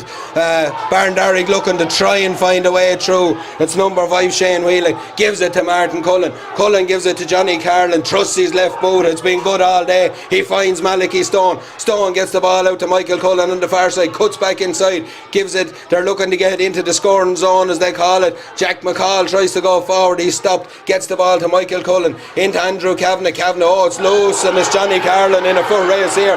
Carlin does well enough, does he? He's turned over. Martin Cullen goes down. A chance for Anacurra here. Kevin Healy has done great work. Has a look up. He's 2 options inside. One of them is Frank Clune. Clune wants it over the top. Clune has it over the top. This could be the game-defining moment. He has the legs to finish it. He has. It's a goal for Anacurra. A goal with almost the last kick of the game. We're 3 minutes into injury time. We said there'd be 5. Frank Clune got in behind a brilliant turnover. Looked like Barndarrig had the ball in their possession down the field. It was turned over. It's 2-4 to 7 points. What a finish, boy. Yeah, just tired legs there from Barndarrig, working hard to keep possession. But Kevin Healy did really well. You know, he was the one that won the turnover and gave a smashing pass into Frank Clune, and he kept his cool and scored a goal. Kick out is down as far as Andrew Kavanagh. It's a free to Kavanagh. They won't let him take it. Remove it up to the referee. Play on. Shane Whelan comes away with this one. Is there anything left in the Barndarrig legs? Here comes Bernard Quinn. Quinn cuts inside, tries to break the tackle, gets it away. They'll have to get into the danger area. Andy Quinn had his hand held. Play away, says the referee. Paul McDonald goes to ground. Is he being held? Play away, says the referee. McDonald does well. Mick O'Brien tackles Shane Whelan. Whelan does well to come away with the ball. He's playing on an advantage. There's no advantage there. This one is going to be left in on the crossbar, I'd imagine. Oh, what a finish we have here in Aughrim. Anacurra need to get numbers back. Someone should be shouting there because they're very slow to get men back, although there's no Barndarrig men on the square either.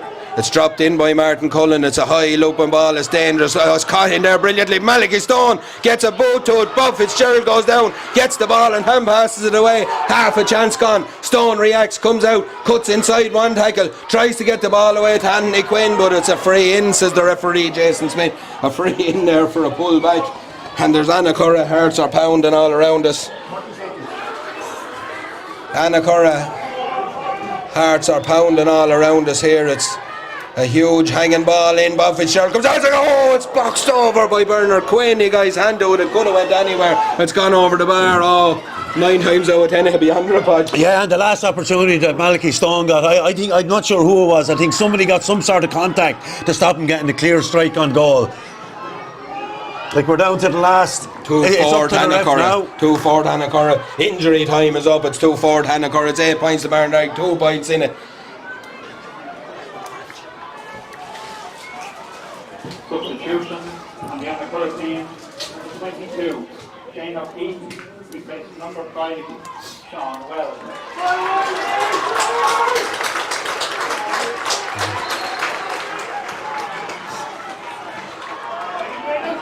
The kick out will be from Bob Fitzgerald. A long kick to the middle of the field. We're going to have another play. Oh, Andrew Kavanagh's caught.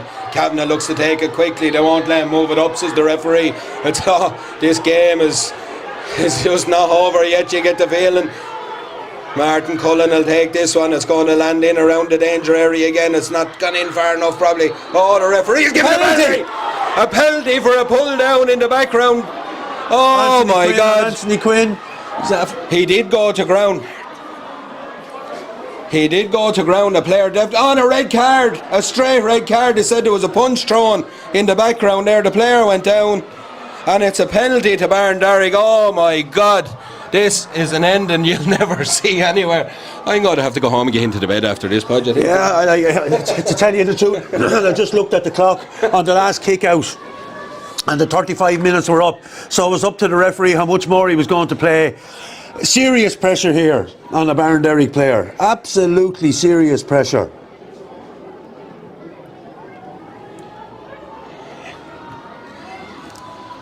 I'm not sure. Looks like it's going to be Johnny Carlin. Who got the red card, lads? Ewan Harper got the red card on this, so it's 2-4 day points. It's a penalty to Barndarrig. It's Johnny Carlin. This kick pretty much decides whether Annacurra or Barndarrig are going to be senior next year. Johnny Carlin steps up. I wouldn't like to be him. I wouldn't like to be Bob Fitzgerald. Here we go. He steps up. Oh, it's in the back of the net. Johnny Carlin has buried it. Barndarrig have got a late goal. It looked like Frank Clune's goal was enough. It's 2-4 to 1-8 here now. Surely there can't be any more time left. We're 37 minutes on the clock. Bob Fitzgerald will take this kick out. It's Harvard. There's a player gone to ground in the middle of the field now. Get up, says the referee, because I think this one is going to be a final whistle, is it? It's not, you know. He's going to play another minute. Ball breaks in the middle of the field. On the hit is Michael Cullen right out on the sideline. Huge ruck of Blairs. It's all over.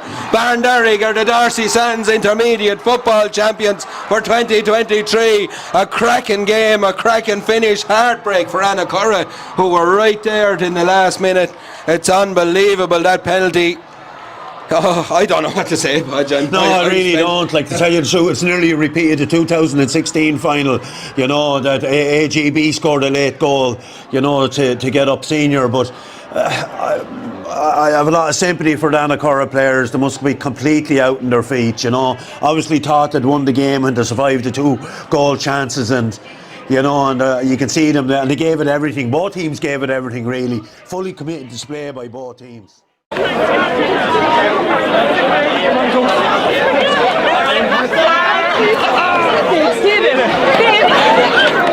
my God!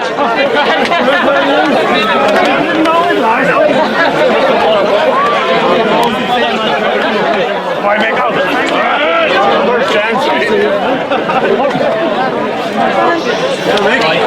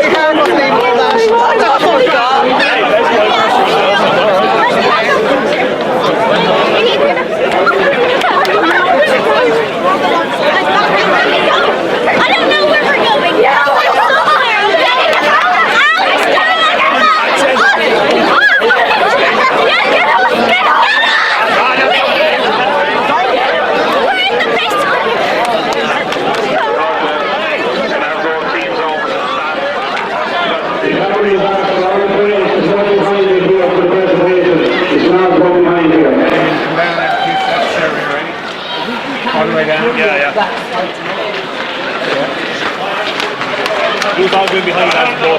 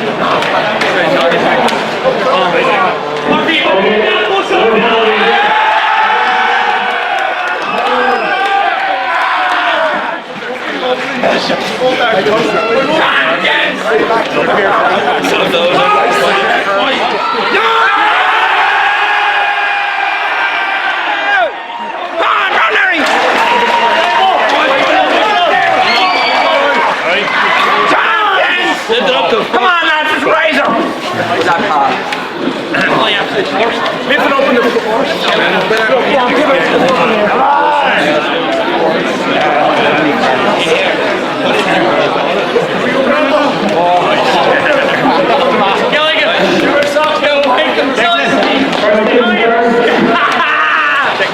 This is huge honor. Okay, so on Oscar from first job.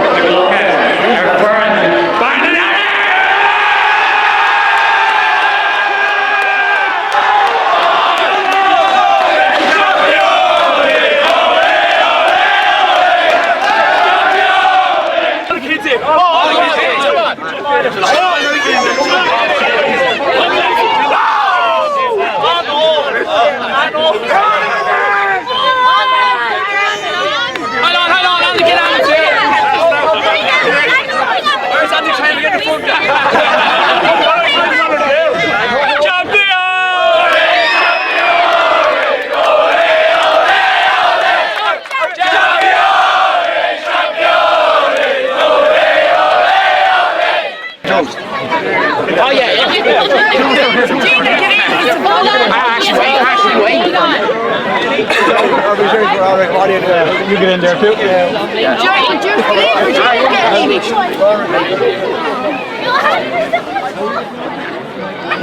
Which one do we look at? Which one?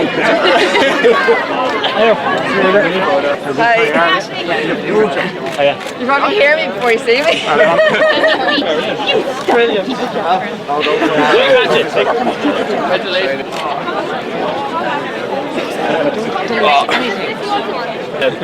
Smile. Hang on. Yeah, you can. On in there, Claire, quick. Right? Put them in the cup. Where did Benny go? Benny's over there saying, Dad, Dad, Dad, Dad. Oh God, Dad, Dad, Dad, Dad. No. There you have it. No, sweet. No sweets. But I have something to fucking reveal, lads. Hot socks. Hot socks.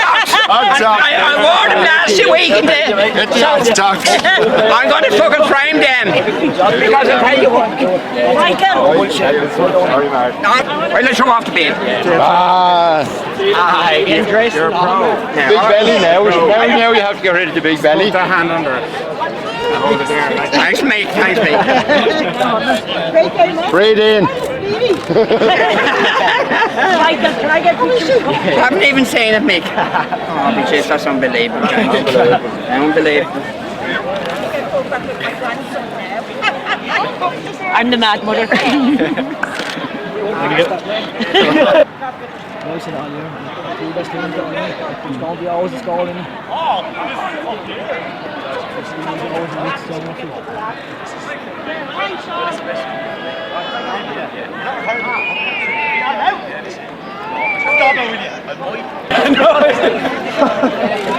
We lost there. I don't know what to think.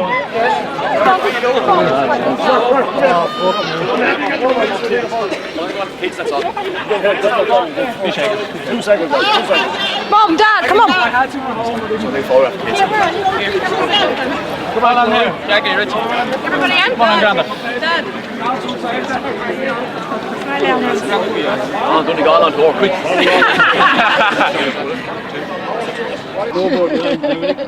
Please. And a boy, Mark.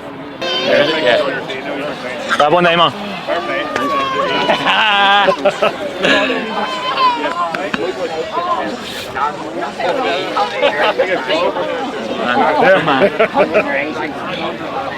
Promise me and enjoy everything.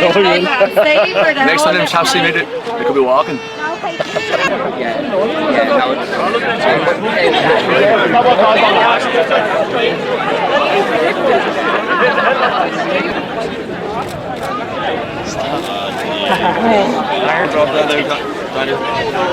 They're not bigger than the last one. Hand to your head, get it down there. Lovely. Good stuff, boys. Brilliant. Weird, keep it down there again, Brian. I can't see it. Ready? Yeah, you don't want to be in there. No, come on. You should take it now.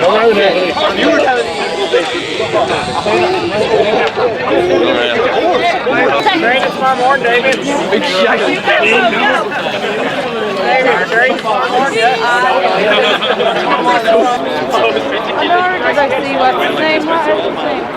What does this mean?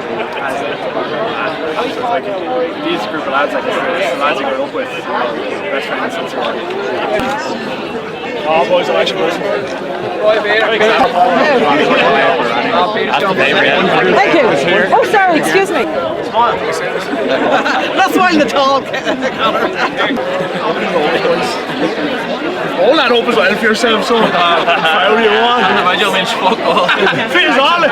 Hey, jump back there, I can't. Get on, getting happy. Actually, you only need half.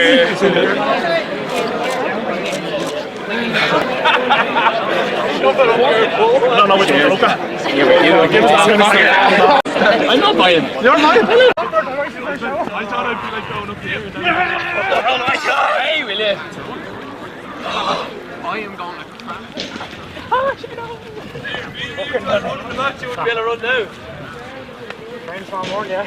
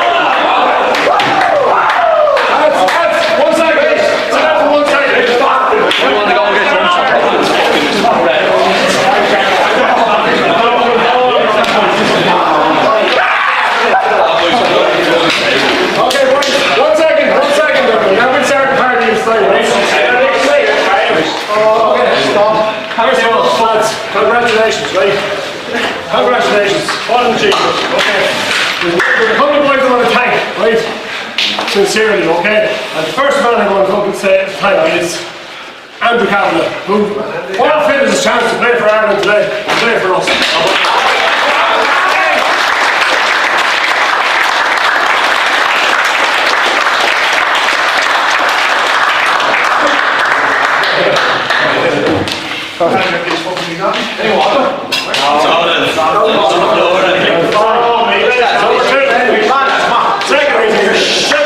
Second man I have to thank and congratulate Carl Keegan, back twice for 70 years.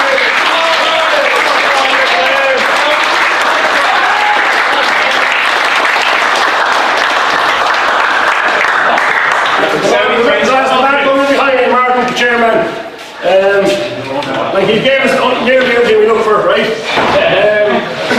In fairness, he's had our back with the club all the time, and he pursued me for about a year before I decided to go in with Gianna. But Martin, thanks a million.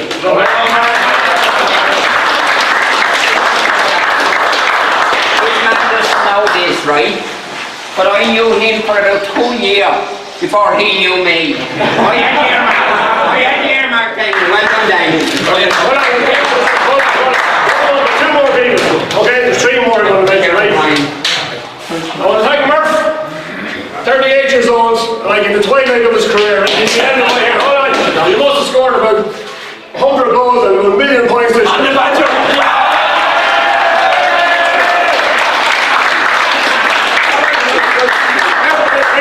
Everything in these tallies, man, Murph. Brilliant. And Kieran, I don't see Kieran, he's gone, right? That's okay. Kieran O'Brien, I asked him to come in with a position on the in the management, and what a boy, what a guy to have in. His knowledge of football is immense, and just doesn't stop talking and thinking and texting about football either, right? But Kieran, he's not here, but we'll give him a clap anyway. Well done.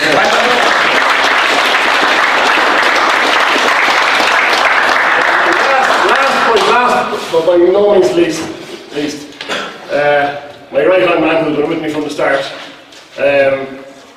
I can't say enough about this boy. My wife thinks I must be having an affair with him. the amount of time we do spend on the phone and texting and all that, and there's a lot more of there's a lot. What he has done to get back to where he was today, he gets his just rewards.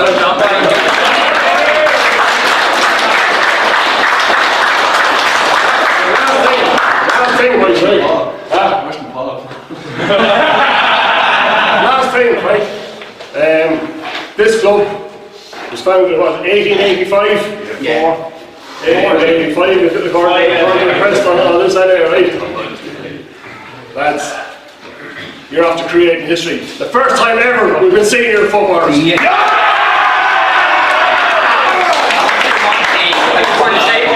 Let me say one thing here, right?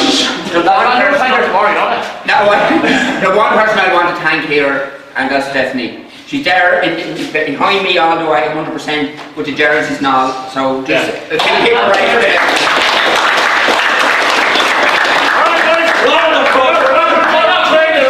We've answered in Sunday week, I think. We won't talk about training until just throw it.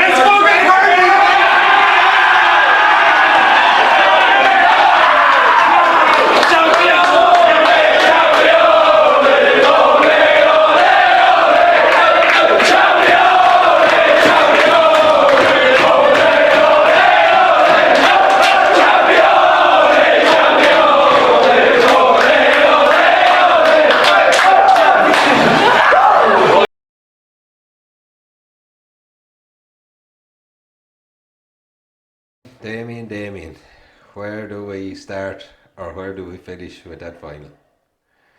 Still don't know. I've commentated on a good few matches and it was just unbelievable. It was down here, up there, it was all over the place. It looked like you were in control of the game.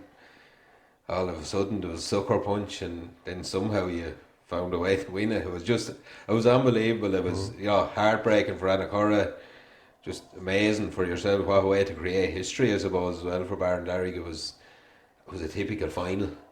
You know, it was everything was hard work on all fronts. Just you know, nip and tuck and. Nothing easy, but you were the better team for huge parts of it, and all of a sudden looked like you were in trouble. But just, I'm still at a loss of words, to be honest. Yeah, well, I've watched it once. I've watched it a couple of times now. I don't know how sober I was. I watched a few of those times watching it now, but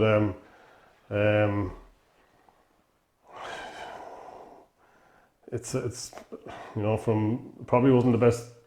Actual in terms of football, it wasn't probably the best. It's like a lot of fines will be like that. You know, it won't be the best football in the world, but it's tough. It was tough and it was hard, and it was you know, we played against the wind in the first half, and I thought at half time I was happy, and it wasn't a huge win now, but it's still a benefit to whoever had it, and I thought for the majority of that half we completely controlled the game and completely dictated it, just exactly kind of the way I wanted it to pan out. Probably should have scored a little bit more, and I was very disappointed with the goal we conceded. I'm really disappointed with that. It was a mistake by one of our players, just didn't grab the ball and just bounced in front of him, and he let it go by him, and all of a sudden there was an overlap in, and in fairness to Frank and Grote, they worked as well for to finish up in the net now, but it's the type of game, like all finals I suppose, but type of game as well, a goal is a huge score. Yeah.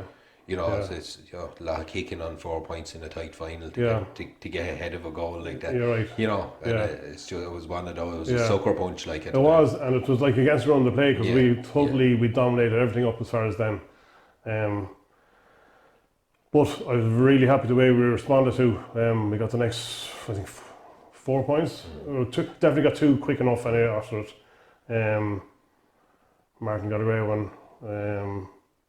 You know, some good scores too. Even the very first point we got, Joe Shea raiding up the field, and he gave Murphy a brilliant pass into Murphy, and Murphy still under a lot of pressure from Anna Byrne and scored a brilliant point. Great tussle between the two lads. You know. Two warriors, you know, and like huge respect from both of them towards each other too. I know the two boys and the two gentlemen, but no quarters after giving in those for those 60 minutes, but they had a right battle all through. We went in, was it 2 points up at half time, and I was happy. Now, half time, we had a good chat at half time. We knew Annacurra were going to come back, but we said, keep doing what we're doing, just control the game, keep the ball, don't be forcing it. And we came out second half, in the first 12 minutes, we did exactly that again. We completely dominated the first 12 minutes again, and without getting any scores, we got 1 point, I think, but we had 2 or 3 bad wides that we'd normally poor return at that stage of the game for the way you were playing. It was a poor return. Exactly. And then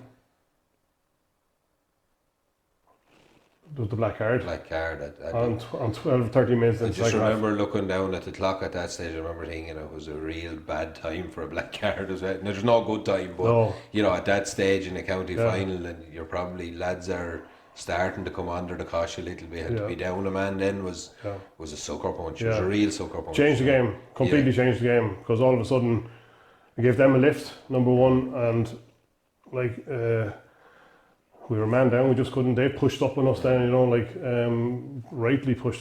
properly pushed up on us, and we just couldn't control that ball as much as we were doing or dictating that game.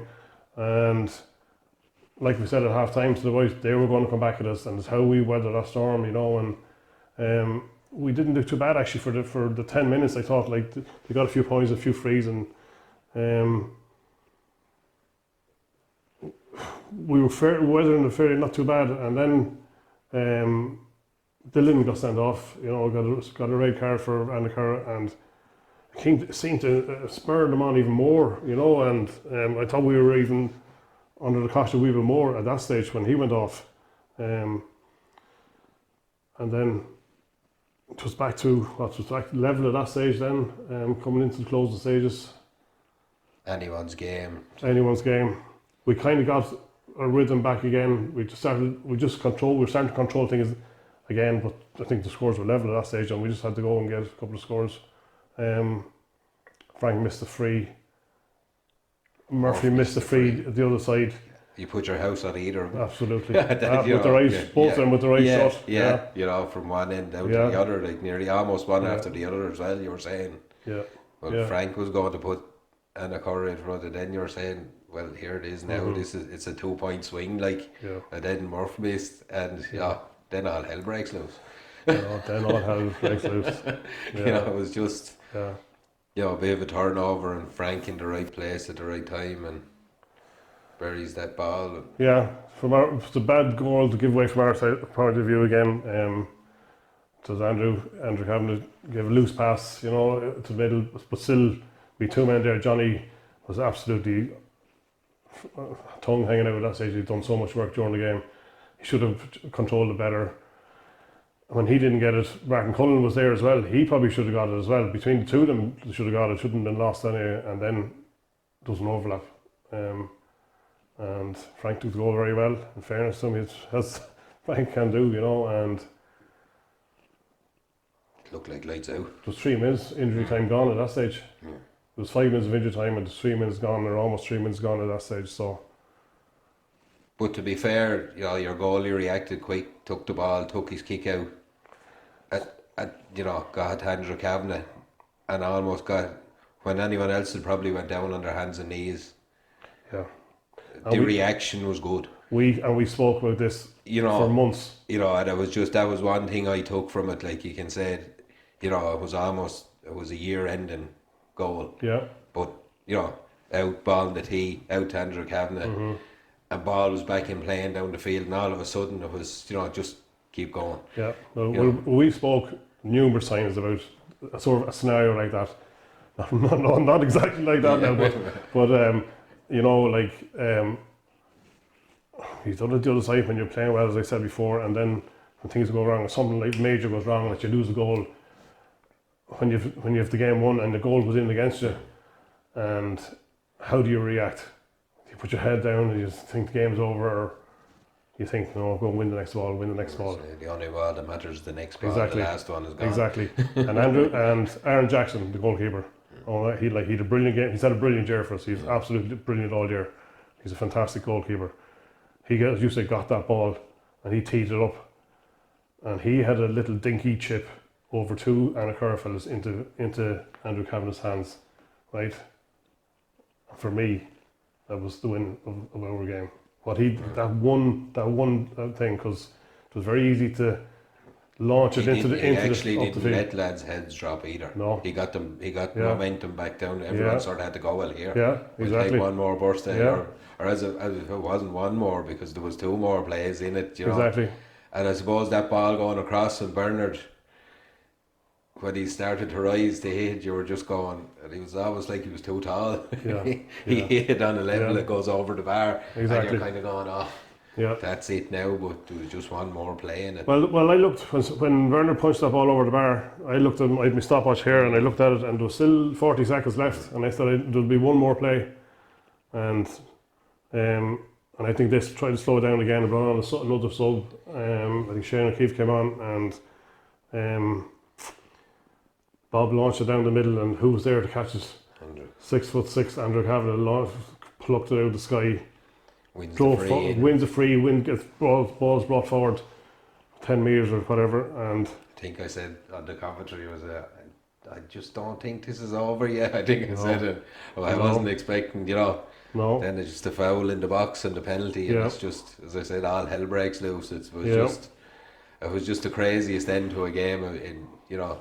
It was crazy good for yourselves, crazy bad for Annagora. Yeah, that's the sport. Johnny's a genius. He's an absolute genius.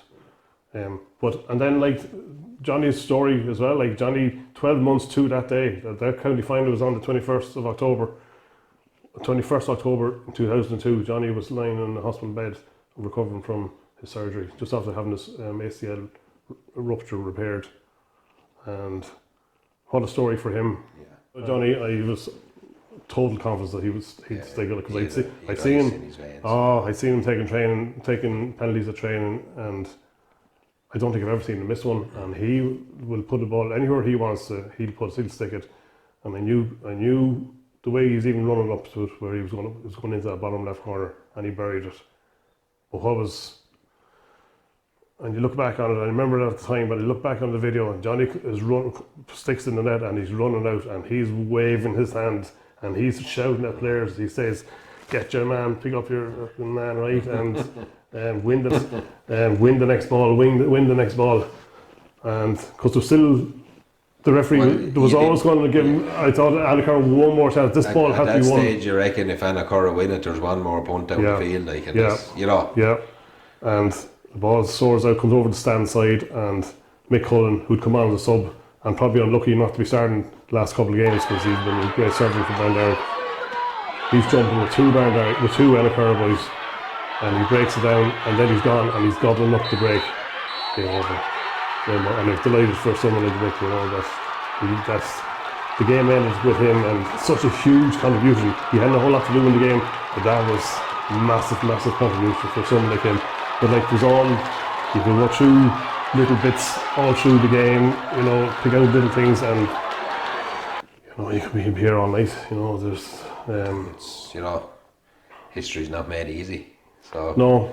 And it was made, and I suppose when the celebrations have died down a little bit now anyway.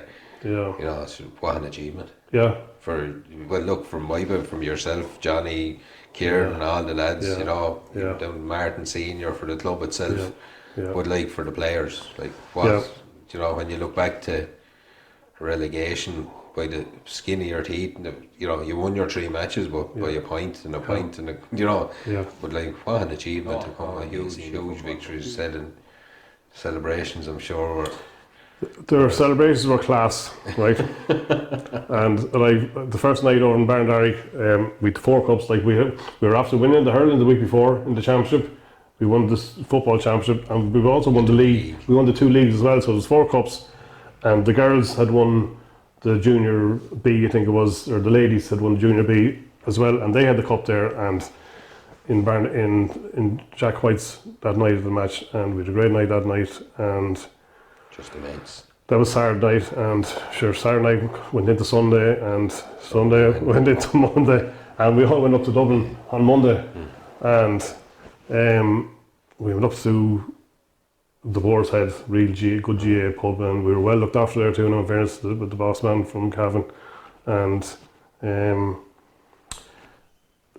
for me, it's probably the first time it sunk in what we had done, what we had achieved, because the final whistle goes, it's got mayhem. It's just mayhem at that stage, and we were upstairs. Even to get back into the dressing room, you're probably doing an interview maybe with the paper there. Exactly. And to get back to the dressing room, you're kind of half missed maybe even what's went on there. Yeah, and the dressing room was good crack now. But you're kind of. It was, but that night, and that Monday night in Dublin, we were in the Boar's Head upstairs for about 2 or 3 hours, just the players.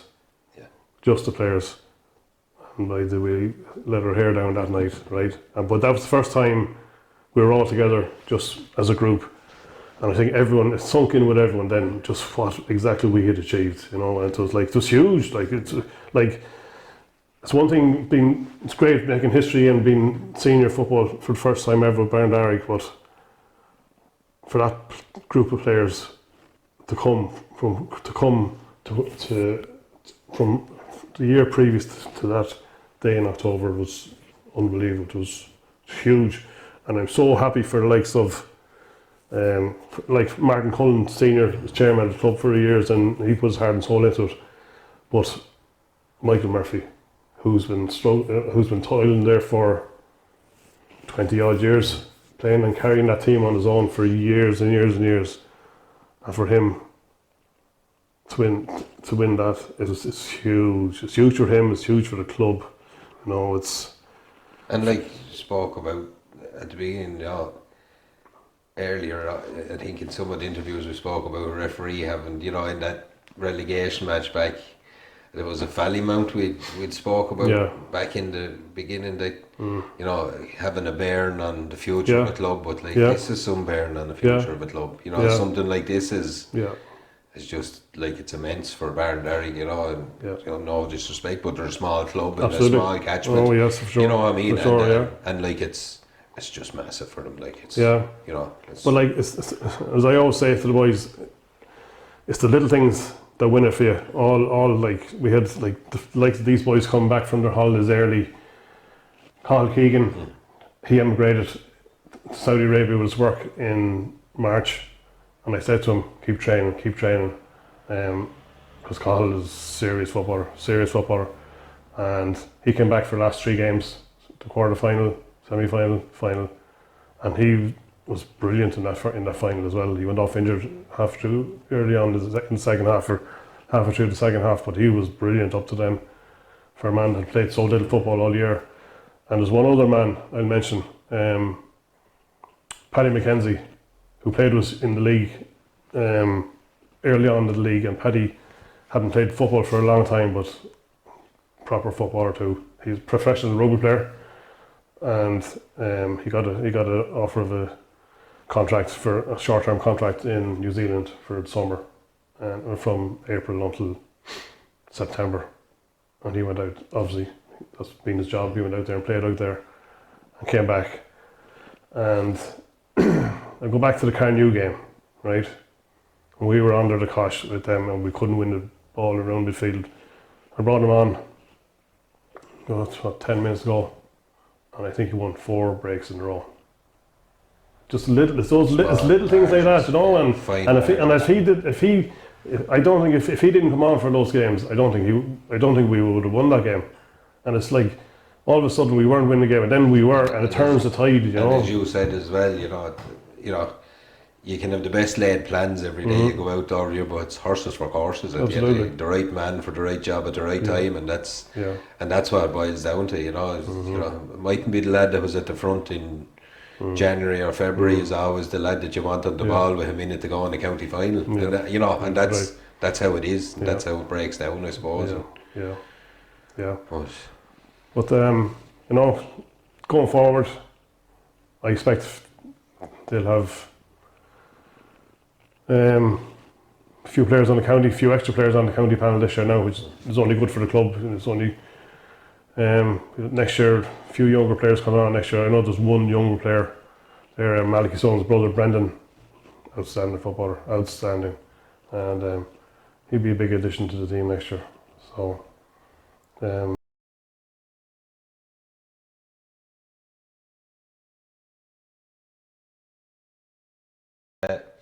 A good week, celebrations now, the dust is settling down a little bit. I'm sure that the cup has done the rounds. I suppose, look, we'll finish with the final here. We'll go back. We were eager not to tempt fate, I suppose, doing a few interviews in the quarterfinals and semi-finals, and in the build up to the final we said we'd hold out and see how things went. They've went your way, I suppose. Go right back to that Carnew match in the quarter-final. You're probably dead and buried, you know, from a Carnew man's point of view. You should have been, but you weren't, you know, to rattle off those scores at the end, like 5 points, I think it was, to come from 2 down and win by 3. Yeah. That was the turning point probably now looking back, I'd say, you know. It was a real huge show of character from the team, wasn't it? 100%, yeah. That was the turning point in the year, really. That was the biggest game for us, really, in those last couple of games. Obviously, we had Ballymount after that, but we go back to the Carnew match, those last 10 minutes where it felt like... heartbreaking. It felt for like... a Carnew man. Yeah, 100%. Like, you would... It's... But like you said, the last sort of 5 minutes to rattle off 2 or 3 scores when it felt like everything was just taken from you. I think it was Andrew Peter came up with a score last sort of minute of the game to kick it over the bar. It was just unbelievable. We just kicked on from there then. It was right or over stuff, I suppose. And then look, you went on, you know, Ballymount were in that semi-final on merit. That was a huge performance for you, because I'd seen Ballymount a couple of times during the year, and there were no mitchers, like, and that was a huge performance from Barndarrig, because from start to finish they just bossed the game. You know, every position you won your battle, and like, it was a real statement of intent. Yeah, I think we came off the back of the Carnew match with a huge pep in our step, and we we knew that like the luck was on our side, and like that obviously comes at times, and you need luck to go your way. So we kind of got over Carnew and just said, right, this is the chance is there. Like, so the lads were really up for it. And I think, like you said, every man to their position really showed up that day, and we put on a big performance.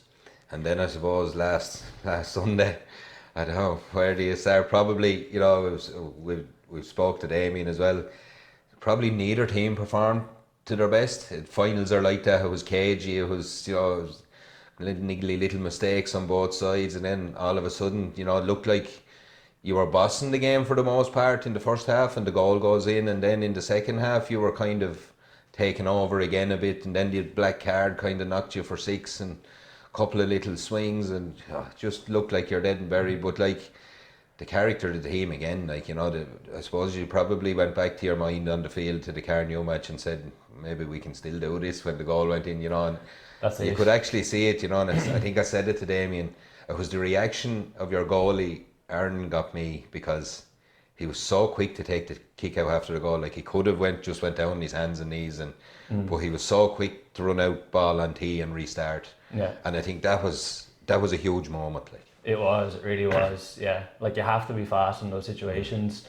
And yeah, I think one thing we did all season was just never give up. The lads just always dug deep, and we always felt that we had it, like the confidence grew, and we just knew that if we like kept going until the final whistle, you might get a goal, you might get something. And like you said, Jackson would just be switched on like that, quick kick out and just get the ball up the field. So yeah. Yeah, and I suppose it looked like your chance was gone. Benny, as I think I said it in the commentary, he was too tall. He boxed the ball up where, you know, he would box it level, but anyone else that had been in the back of the net, he was just so tall, it was over the bar, and you kind of went, is that hit? But another play, and you know, you win a free in, and as the fella said, I think he said all hell broke loose, and all of a sudden it's a penalty. And it was a whirlwind of emotions. Like you said, that ball into Benny, I think I played that ball in and right in front of the goals, and yeah, you think goal here, but just goes over the bar, and you think chance is gone again, but the hope stayed, and just kind of keep plugging away, one more chance, and obviously and the ball came in then. As I said to David in his interview, like, I think I'm not a psychic or but I said it when you got that free, was moved up. I think Andrew caught the kick out, and the ball was moved up, and I think I said on the commentary, I don't think this is over. There was just that feeling. It was nervy. It was, you know, for Annacurra, it was nervy yourselves, you know, just and with, so again, I go back to probably the physicality thing. With so many big men there, you always have a chance with a high ball going in as well. And look, you know, the foul happened, the penalty was there, and what better man than Johnny? He had ice in his veins, I think. Yeah, the ball came in, and I think it was Anto was just behind me. So as the ball came in, the ref blew the whistle, and I didn't know what had happened, because Anto was right behind me, and next minute I turned around, Anto was in a heap. I didn't know, was it a free out or a free in, and it ended up like being a penalty. And then, to be fair to the ref, a huge call, and he didn't shirk that call. You know, he was adamant of his decision. He was very like, there's not that many refs around. You know, they'll probably tell you now they would, but there's not that many refs around to make that call at that stage in the final either. Yeah, it's a ballsy move to blow penalty in extra time, last minute of the game.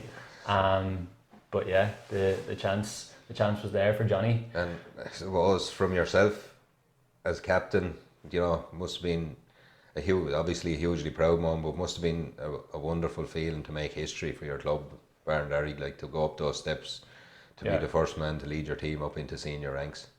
After the junior 2 years beforehand, like obviously that was a very proud moment, and then in that moment when the final whistle went, it was, because it was such a whirlwind, it was hard to believe for a couple of minutes. You're kind of just thinking, what's actually happened here? You can't take it all in. Even for the neutral looking in, I think even on the commentary with the cameramen and everywhere, we're all just standing looking at one another in the press box going, what has just happened here? Yeah, one of those freak moments. Yeah. But yeah, it was a very proud moment for me, to lead the lads from junior up to intermediate, and then from intermediate up to senior for the first time ever, is something that I'll never forget. That day, the celebrations afterwards, over the last week, you know, yourself. It's memories that you'll have, memories you have forever, and friends that you'll have for life, you know. Yeah, that's it. And I suppose just to look on the thing as a whole, you know, being in and out here all year at different times and speaking in it, there's a huge, I suppose, bond and trust in it, but it goes through the whole group. You know, you've Damien, you've Kieran, you've Johnny, all the lads, you know, you're a really tight group, really. And I think that's where that bit in the bottom of your gut comes to get that score when it matters. You know, as we said against Carnew in the quarter final, to get those 3 or 4 scores to keep going. You know, the semi final looked after itself, but even last Sunday to have that last little rattle in you when as I said, when everyone else would have been down banging the ground, you know, almost crying, saying it's gone, you were still looking at the other end of the field to say, well, maybe there's one more in it. Yeah. You know, that's, you said it's a bond. Yeah. You'll have forever as well, like, you know. Friends you'll have for life, and it wasn't just a week or a couple of months in the making, it was that 2 years in the making. All the beach sessions that we did, all those different team bonding sessions that we had, the boxing, the kickboxing, so it goes back to all of those times, and the bit of crack that we had along the way. That's when, like, they're not just their friends, they're brothers. It was just a real close-knit team, and that's when you have the next man's back, and that's really what gets you over the line. When the chips are down, you kind of pick up for the next man. I think that's really what got us over the line in the end. Yeah, it definitely did. It was one of the most exciting matches I've ever commentated on anyway. I suppose spare it hot for Aughrim in their second final in 2 years as well. It wasn't easy for them, but look, that's the sport. I suppose the sport you love is the sport that hurts you the most sometimes, and they'll be back stronger than ever next year as well, and you have a big year to look forward to in senior, and wish you the very best of luck, and thanks for your time all year. It's been, I suppose, where do we start? You've had a good week, still having a good week by the looks of things. It looks nice as well, so well, I suppose we'll go back a little bit further. We didn't want to tempt fate, I suppose, doing some of these interviews in the build up to quarter-finals and semi-finals, but I suppose for me, well, heartbreaking for me, but the Carnew match, you know, you were kind of gone, and you just kept plugging away. Like, to turn a 5-point turnaround and not get a goal in that game and win the match the way you did, you looked kind of dead and buried, and it showed huge character. It was a real sign of intent from you, you know, the way you came back in that game. That was the winning championship night for us that game. I thought myself in Aughrim that day, a few minutes to go, we're done. But in fairness, we won a few kickouts and we all rallied and kicked off some great scores, and it got us to a semi-final. It was very good. Yeah, and I suppose, Johnny, you were back that day. We spoke early in the year. You were doing the rehab. You've found your way back. Huge effort from yourself, but huge effort from all the boys around you in the Carnew game as well to give you another day out. It was unreal. It was my first game back in 11 months or so, I think it was, and then I played 10 minutes before that, the Hollywood game, but I got off to an unbelievable start. I think we were 1-5, they a point up after 10 minutes or so, and then we sort of just went to sleep in the second half. But I'm the same as Michael, I thought we were dead and buried here. We were 2 or 3 minutes to go, and we just seemed to kick on here. We got a new lease of life, we got a couple of scores, and that was unbelievable, just to get over the line in the semi-final. Yeah, and look, the semi-final then, you know, people were kind of saying, probably there's a lot of people saying yourselves in Ballymount are kind of were surprise packages, but Ballymount in particular they were there on merit, you know, and for me that was a real statement the way you came out into that game.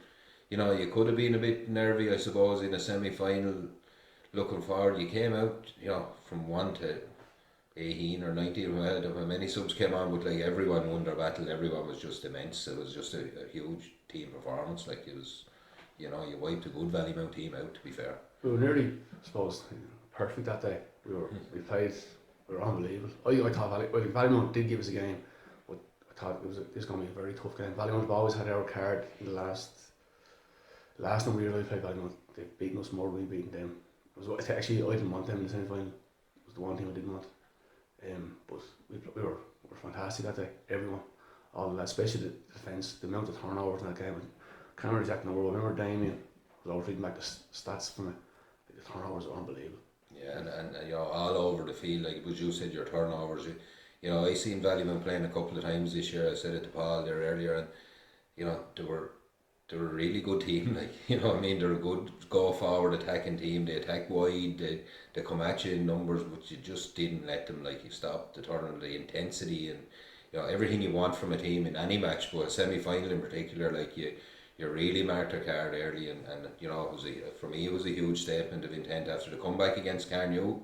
It was almost like, we're not going to be in that position again. You were saying to yourselves, you know, fake that if you want to be that way about it, and you really just, you know, knuckled down and went for it, and it was a brilliant performance in semi-final. Yeah, no, I think it was like we stuck to the game plan. Hey, everything we said we were going to do, we done it. Like, we never changed anything from the Carnegie game. We never changed anything from the group games. We just sort of, in the warm up and stuff, it was just 100%. Like, it wasn't 95%. We were flat out from the warm up, and I think that we took it on the games. Hey, we sort of had teams by surprise early, I feel like, and it was the scoreline sort of, I wasn't expecting it to that now, but it was unbelievable that day too. It was, next thing you know, you're in a final, like, and we're rode off throughout the year. Nobody gives a hope. So we didn't, we're down playing Division 3 league, playing against junior teams. We come up in, it's going to be a walk over Barndarrig, but we always knew in our camp that we were going to win a championship. We didn't let outside noise infiltrate into us, so we sort of knew deep down. We weren't cocky, but we were confident. I think you have a local bookie scratching his head too, have you? From what I hear.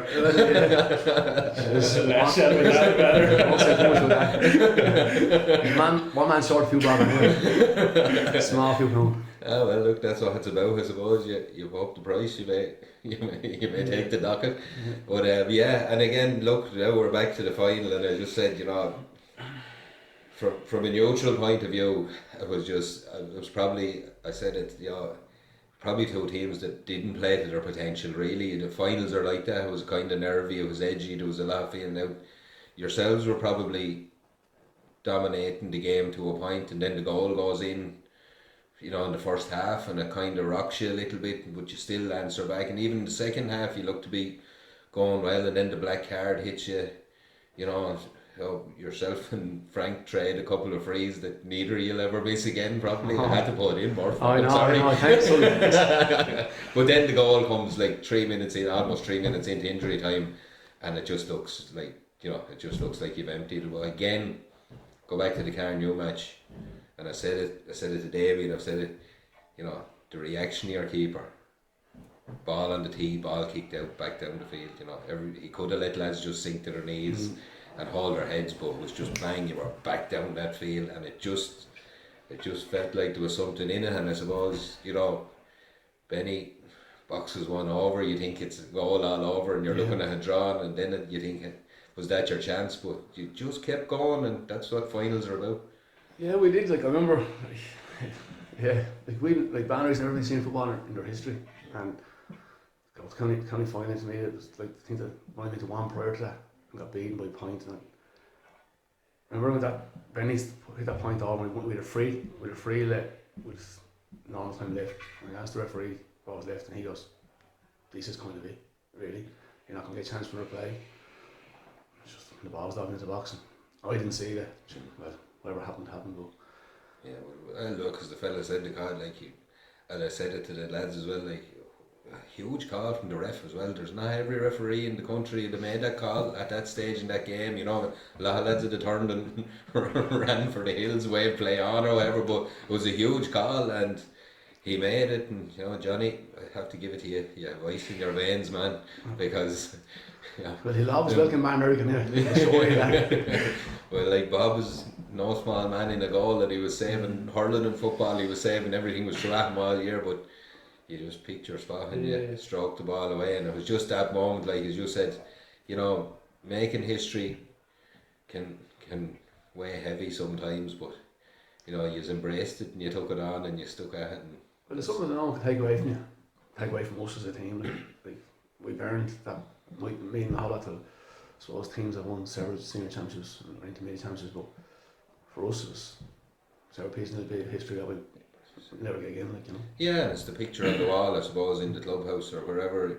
It's you know that's, and like, you know, a fella was over us when I made a great speech. He said, "They're lads that no matter where you meet them forever, you have that." Yeah. Yeah, in that picture, you know, you know, whether it's at the local pattern or you'll meet him at a funeral or you'll meet him at a 80th birthday party somewhere.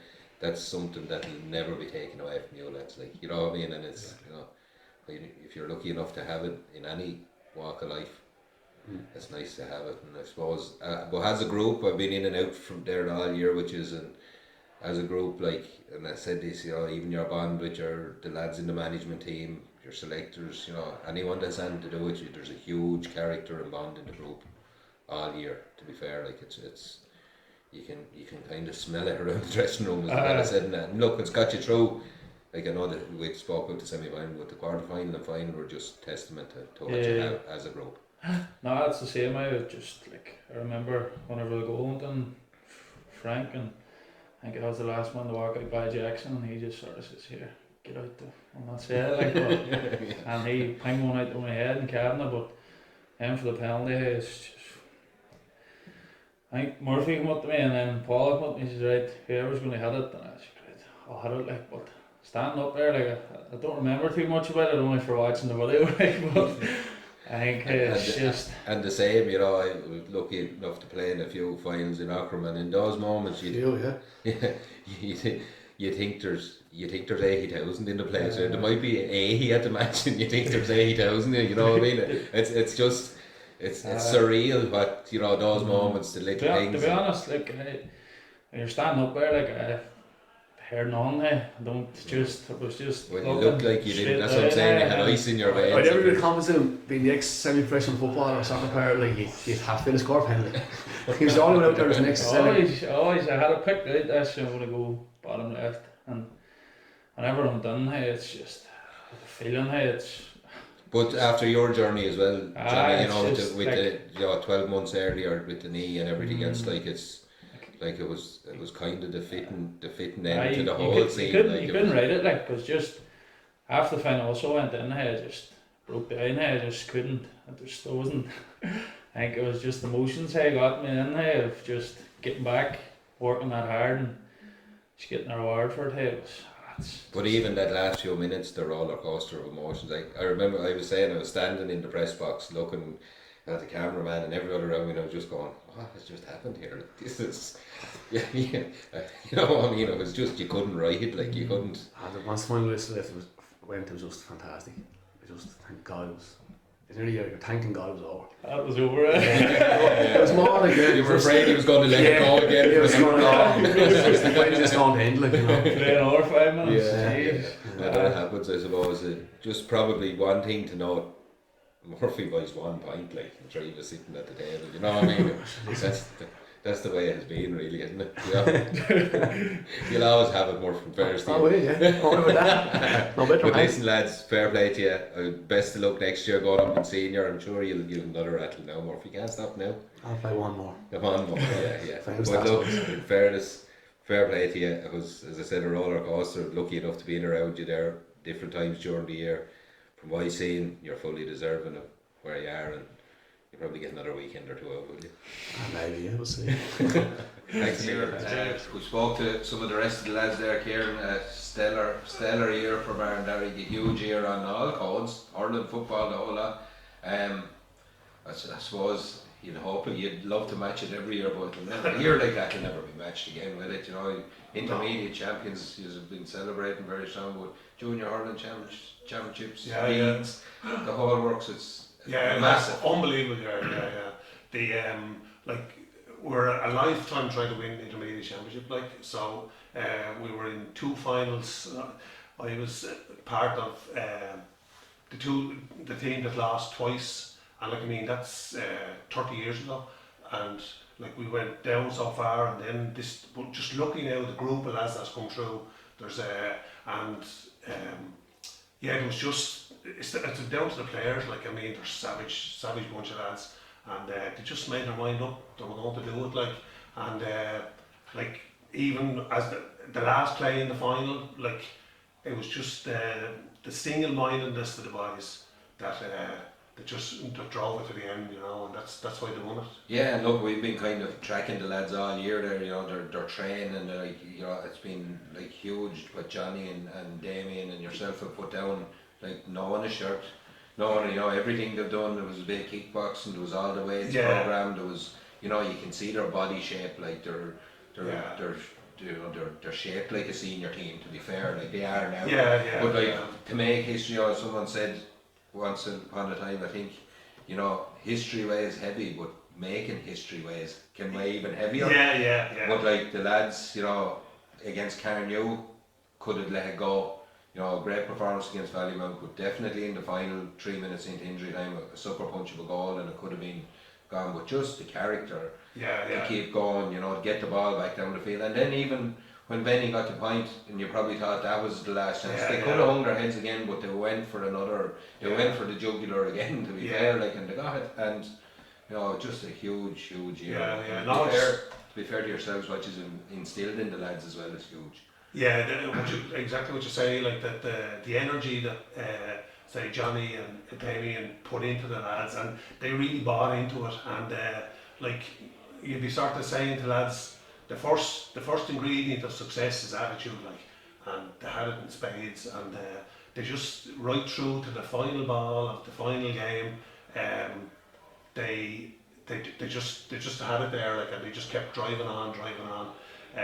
Yeah, as I say, we're lucky with the bunch that are there, and there's such a bond there, and they just work so hard for one another, and yeah, they were just never going to give up, you know.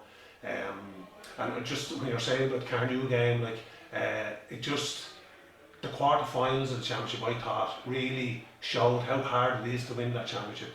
Like 2 of the quarterfinals went to extra time.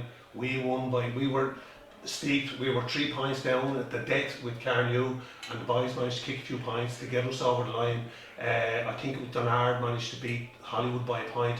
It'll take a great man to estimate who's going to win the 2024 Intermediate Championship. You have Ballinacor have come up, you have Avondale come down. I tell you, I wouldn't be putting too much money on it. And as you say yourself, like lads will say, oh, Avondale should come back out of that, but you know, you go to Barton last to play Dunard or Hollywood in the quarter final, and you get out of there, you'll know you're going to win the championship, and that's the way that, you know, like I think we said it a few times in the interviews there with the lads, like any team in the Intermediate Championship can be any other team on any given day. There's no question. Absolutely. You know, there's a kick of the ball between all those teams. Like if someone had told you at the start of this year, or you know, that yourselves and Ballymount to be a semi-final parent, I'd say it couldn't happen.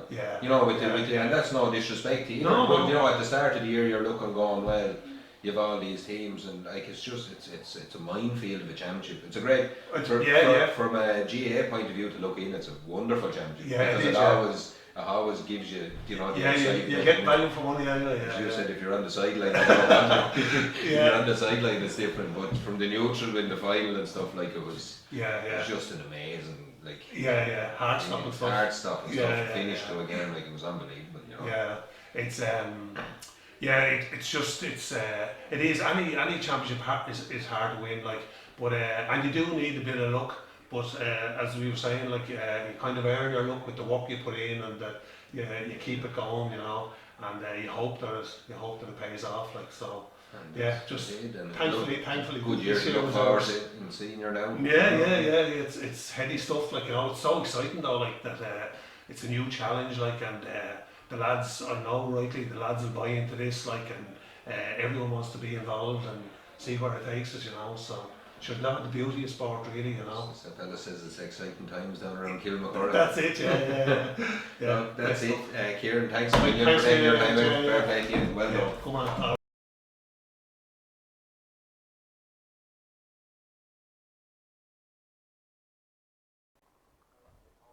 I told the boys there last week, I'm taking a step back. I won't be there next year, so. And I did it with a heavy heart now, because there's respect, you know, from both sides of us, you know. But 2 years done, and I put a lot of work went into that last year. We see that was there, you know, and yeah, we've seen it. Yeah, we've seen it all through. Yeah, but the players put it in, like himself and Johnny and Kieran obviously put it in as well. But at the end of the day, we can just give the guidance they have to do. They have to put it in the effort, and they did, and they're just an unbelievable bunch of players, and they deserve everything they got this year. Everything they got. Yeah, a huge year for them and the club and yourself and everyone involved. And thanks for bringing me on the journey as well. It was a pleasure. It was worth every minute of it, in fairness, and I really enjoyed it, and I know you lads enjoyed it. So hopefully when people have something like this maybe to look back on in a few years, it'll be just nice to have it. So exactly. Well done again, and I'm sure I'll see you knocking around for another pint. Sure you will. Sure you will. Thanks a million. Thanks a million. Thank you. Let's give the hands clapping for this one. That's it.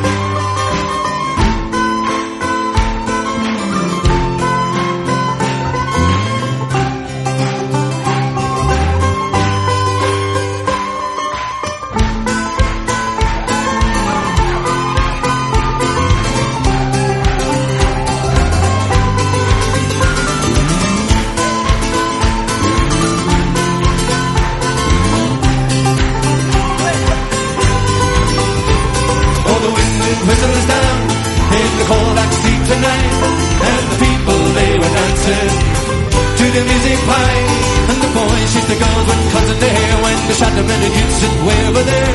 Songs taking louder, each one better than before, and you're singing the songs thinking this is the life, and you wake up in the morning and your hair looks like the size, and you gotta go where you gotta go, where you gonna sleep tonight. And you're singing the songs thinking this is the life, and you wake up in the morning and your head was like the size, and you gotta go where you gonna go, where you gonna sleep tonight, where you gonna sleep tonight.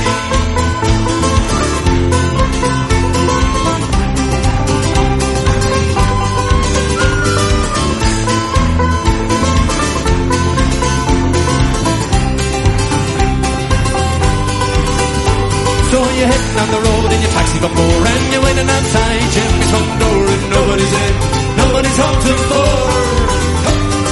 Sitting there with nothing to do, talking about Roger Ryder and his motley crew. Where you gonna go, where you gonna sleep tonight? And you're singing the songs, thinking this is the life, and you wake up in the morning and your head was like the size, and you gotta go, where you gonna go, where you gonna sleep tonight? And you're singing the songs, thinking this is the life, and you wake up in the morning and your head was like the size, and you gotta go, where you gonna go, where you gonna sleep tonight? Where you gonna sleep tonight?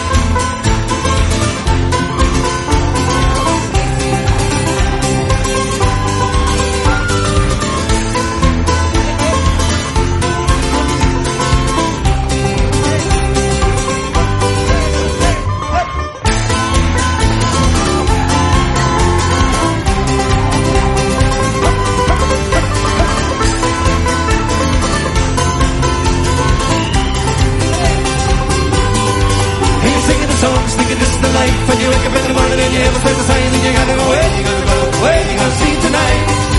When you're singing the songs, thinking this is the life, and you wake up in the morning and you have a sense of size, and you gotta go, where you gonna go, where you gonna sleep tonight? Hey, where you gonna sleep tonight?